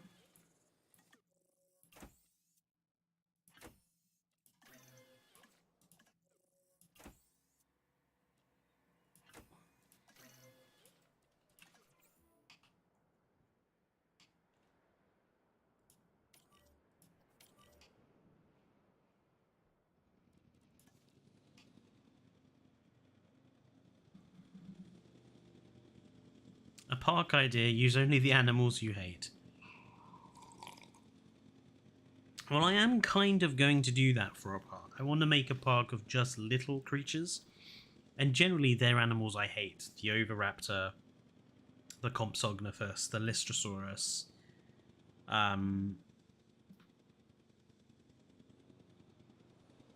Hate from I should say hate from a gameplay perspective. I don't hate Oviraptor as a species. I love Oviraptor as a species. Always have. But from a gameplay perspective, it just doesn't work. Same as Compy, same as Lystro, same as a bunch of other smaller species of animals. Should make it on a small map for good measure. Well, that's what I was going to do. I was going to use one of the big square maps and make my own like island in a square map, and then build on that square map to do a small animal park.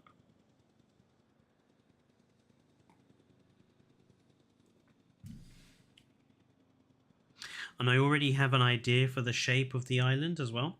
I'm going to base it off of something from my childhood.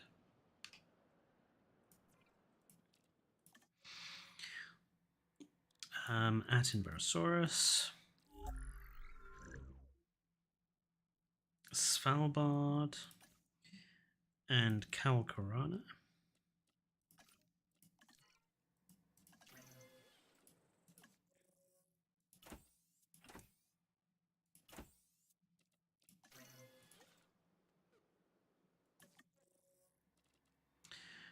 And mangrove forest and Pulgrana. By the way, Dane is not has not forgotten about doing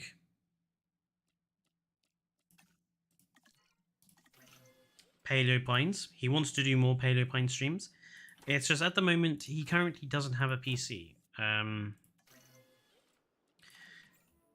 We believe when he got new hardware, we believe he has a faulty motherboard. So the motherboard has had to go back to the manufacturers for them to do tests on it.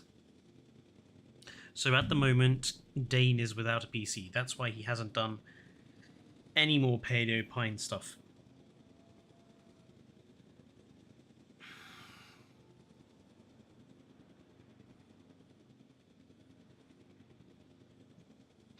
It does a bit.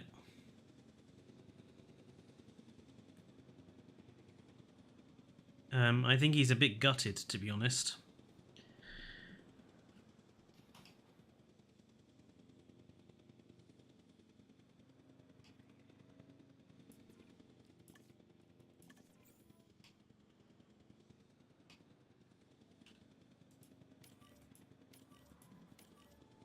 Okay, there's our Attenborosaurus and Elasmo is in.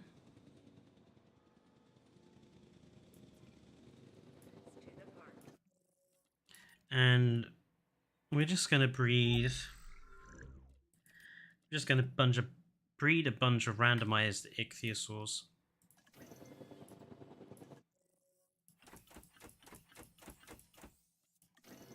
To go with them.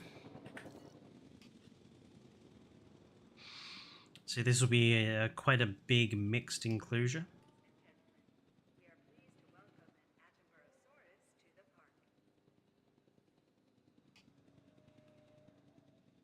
And then what we'll do after everything is in, we'll switch it to nighttime. And we'll do all the lighting, and we'll have a look at how everything looks in the dark as well. So I think that's something people don't do enough with their parks when they're building them. They'll build them during the day. And they will never have a look at how they look in the dark. So we'll do that as well as the last little bit before the end of the stream. Next week there won't be a Wednesday stream. There'll only be the stream on Sunday, as normal. But there is the, like I say, the review video that I will be doing, just to provide an updated review on Jurassic World Evolution 2. The good, the bad, and the ugly of the game as it stands at the moment.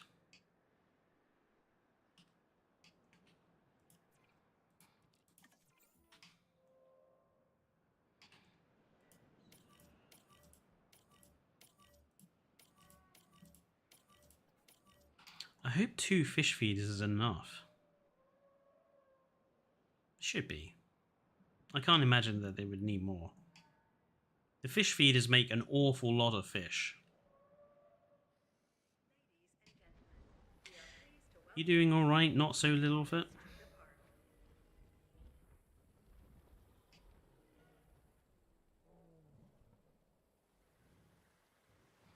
Oh. The Nasutos are eating wading plants.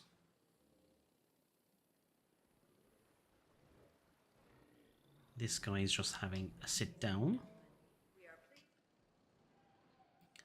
How are the dunks doing? Troncleosteus, Dunkula, Dunk Truck, and where's our 4th one? USS Dunkle. There.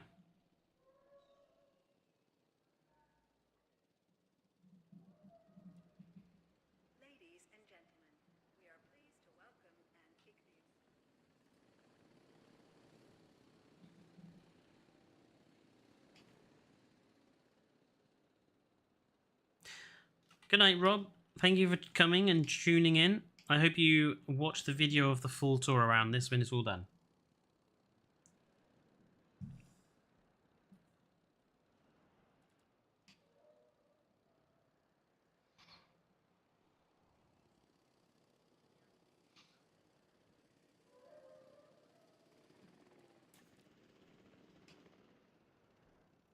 I do have to say, in general, thinking about, because this is obviously what they laughingly call the expanded San Diego map.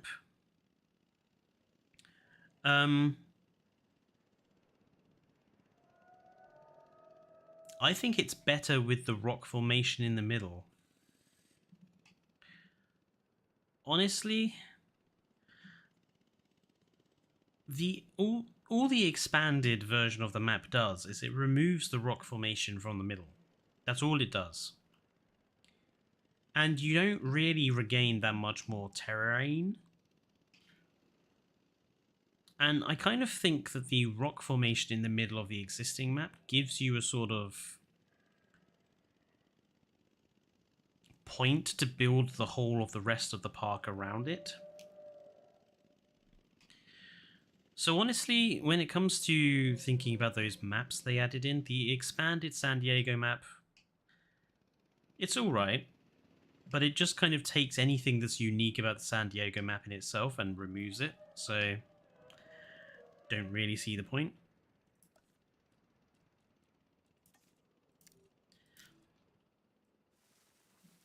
I'm going to just join up these patches of foliage.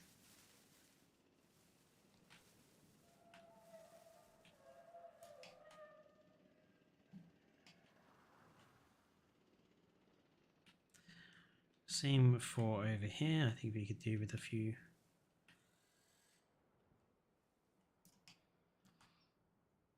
trees.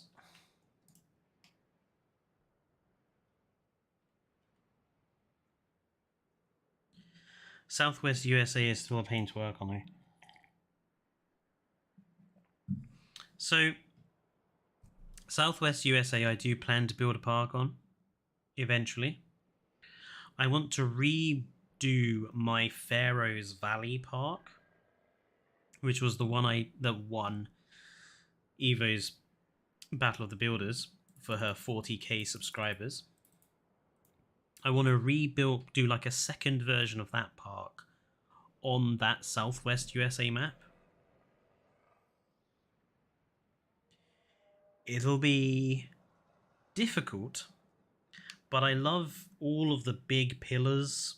I think that gives a really good sort of Egypt vibe. So we'll see how good I can do. Right, so I think every dinosaur is in now, so we'll switch it from daytime to nighttime.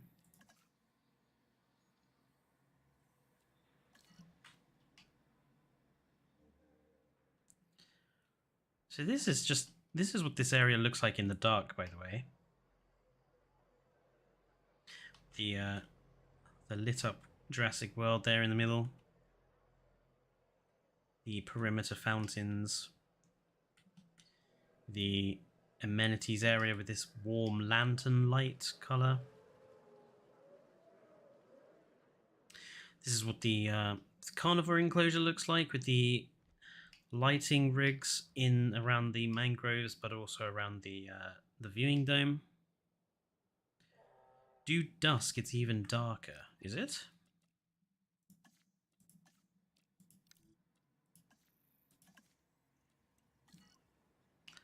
What the bloody hell? Hang on a minute.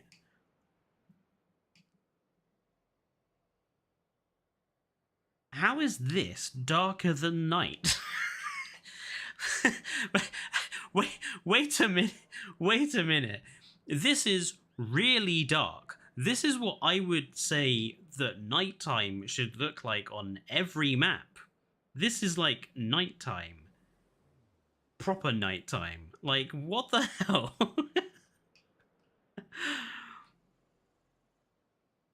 Frontier, you need to figure out your fucking times of day. Yeah, this looks really nice though. In when it's properly dark. See that the lake has this nice lighting effect around our animals in here, just to give them a bit of vision. And also down here too. I love how this ended up turning out. We also have our nice castle in the center of the Kronosaurus Lagoon.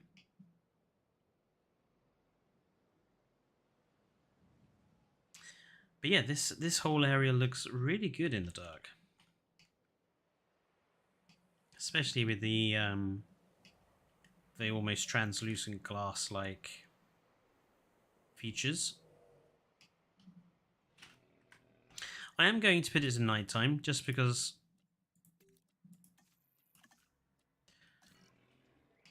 wow, it's such a difference, isn't it? Like, it's instantly bright. I mean, they'll say I know it's because it's lit by the full moon, but still, this Frontier definitely need to work on that. Right. Let's go and change the lights. So for this area, let's go with some quite nice colors. Go for like a green. Go for orange, red. How about yellow? Pink? Purple looks good. Okay. We'll go for sort of blue there. And a sort of purple-ish colour there. Oh, look how many... look how many we have to do everywhere else. Let's do our creepy one first.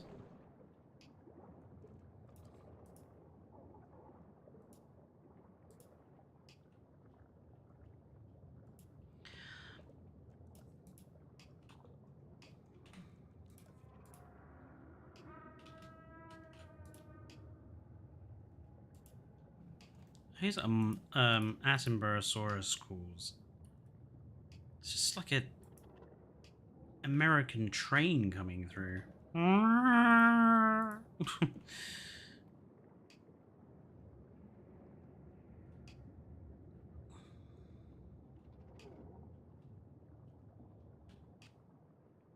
Okie dokie. Great noisy beasts, exactly.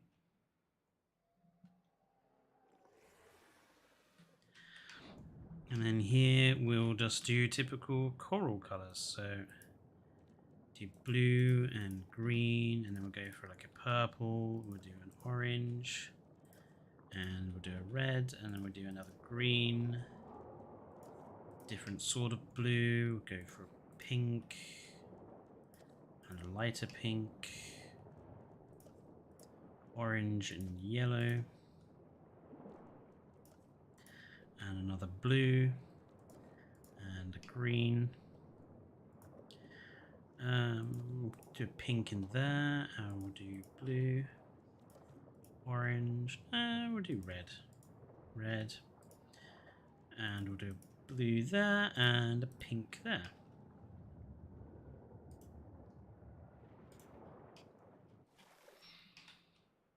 I think those were the only ones we needed to decide on the colours. Yeah. So...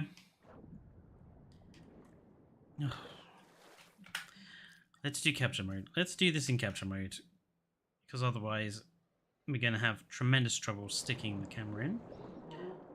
Oh, they're doing the thing. Boop. I love that social animation they have. It's so adorable. But our plesiosaurs have their little castle. And you could probably get away with having a full 6 plesiosaurs in here. I mean, I only did 4 because I wanted there to be a bit of space.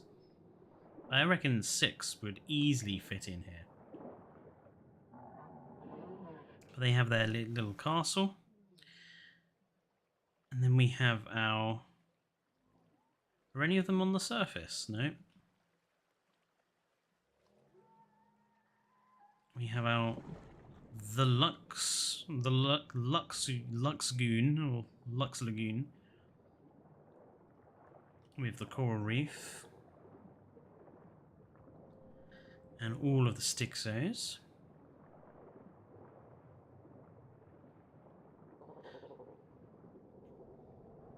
Works really well, I think. Could probably get away with having a few more in here, actually.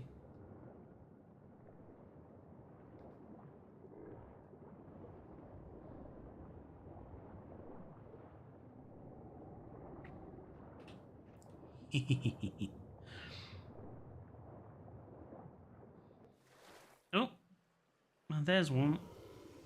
Having a snooze.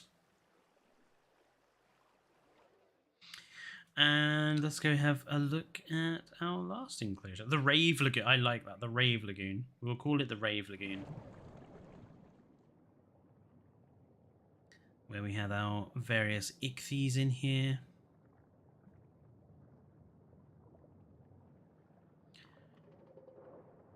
This one is obviously a bit more empty, but the way I would sort of justify that is this is kind of like a deep sea or out to sea sort of area where we just, you know, you have patches of coral and stuff around structures or rock formations, but for the rest of the area is just open ocean. We have our elasmos and our Attenboroughs.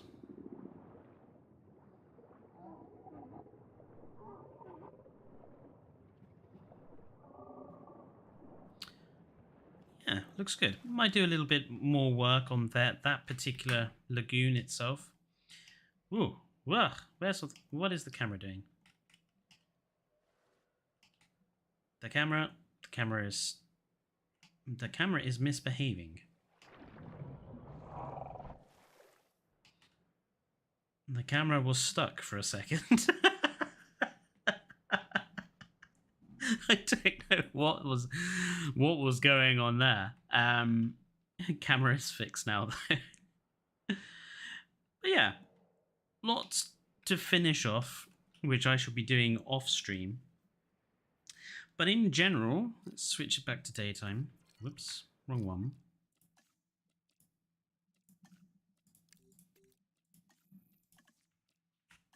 In general, I think that's the park basically finished. Apart from the decorative aspects, which aren't really that showy-offy, but that's basically the park near enough done. I think this makes for a much better lagoon park than my first attempt. And it's nice that we have a lot more species, especially Archelon and Nothosaurus, to put in here. So yeah, I'm really happy with how this has turned out. And I look forward to showing it off to you at park visitor level in a tour video. However, until then, I want to thank you all for tuning in with me this Sunday. It's been very active. Thank you, everyone. And yeah, like I say, next video next week will be a review of Jurassic World Evolution 2 as it now stands. And I will see you on Sunday next week. Next week on Sunday, I might take a break from dinosaurs and might play something a bit different. Maybe War Thunder or maybe Baldur's Gate, if any of you want to see me playing Baldur's Gate. I might do a vote in the week if people want to come and tune in.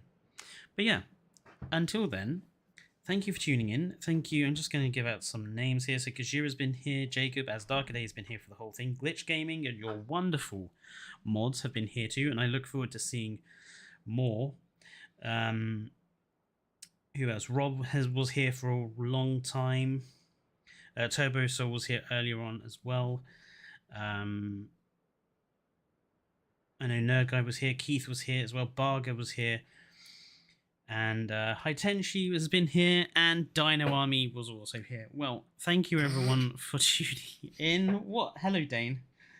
So you just didn't realise I was here for the longest time. Oh, I did know. Sure.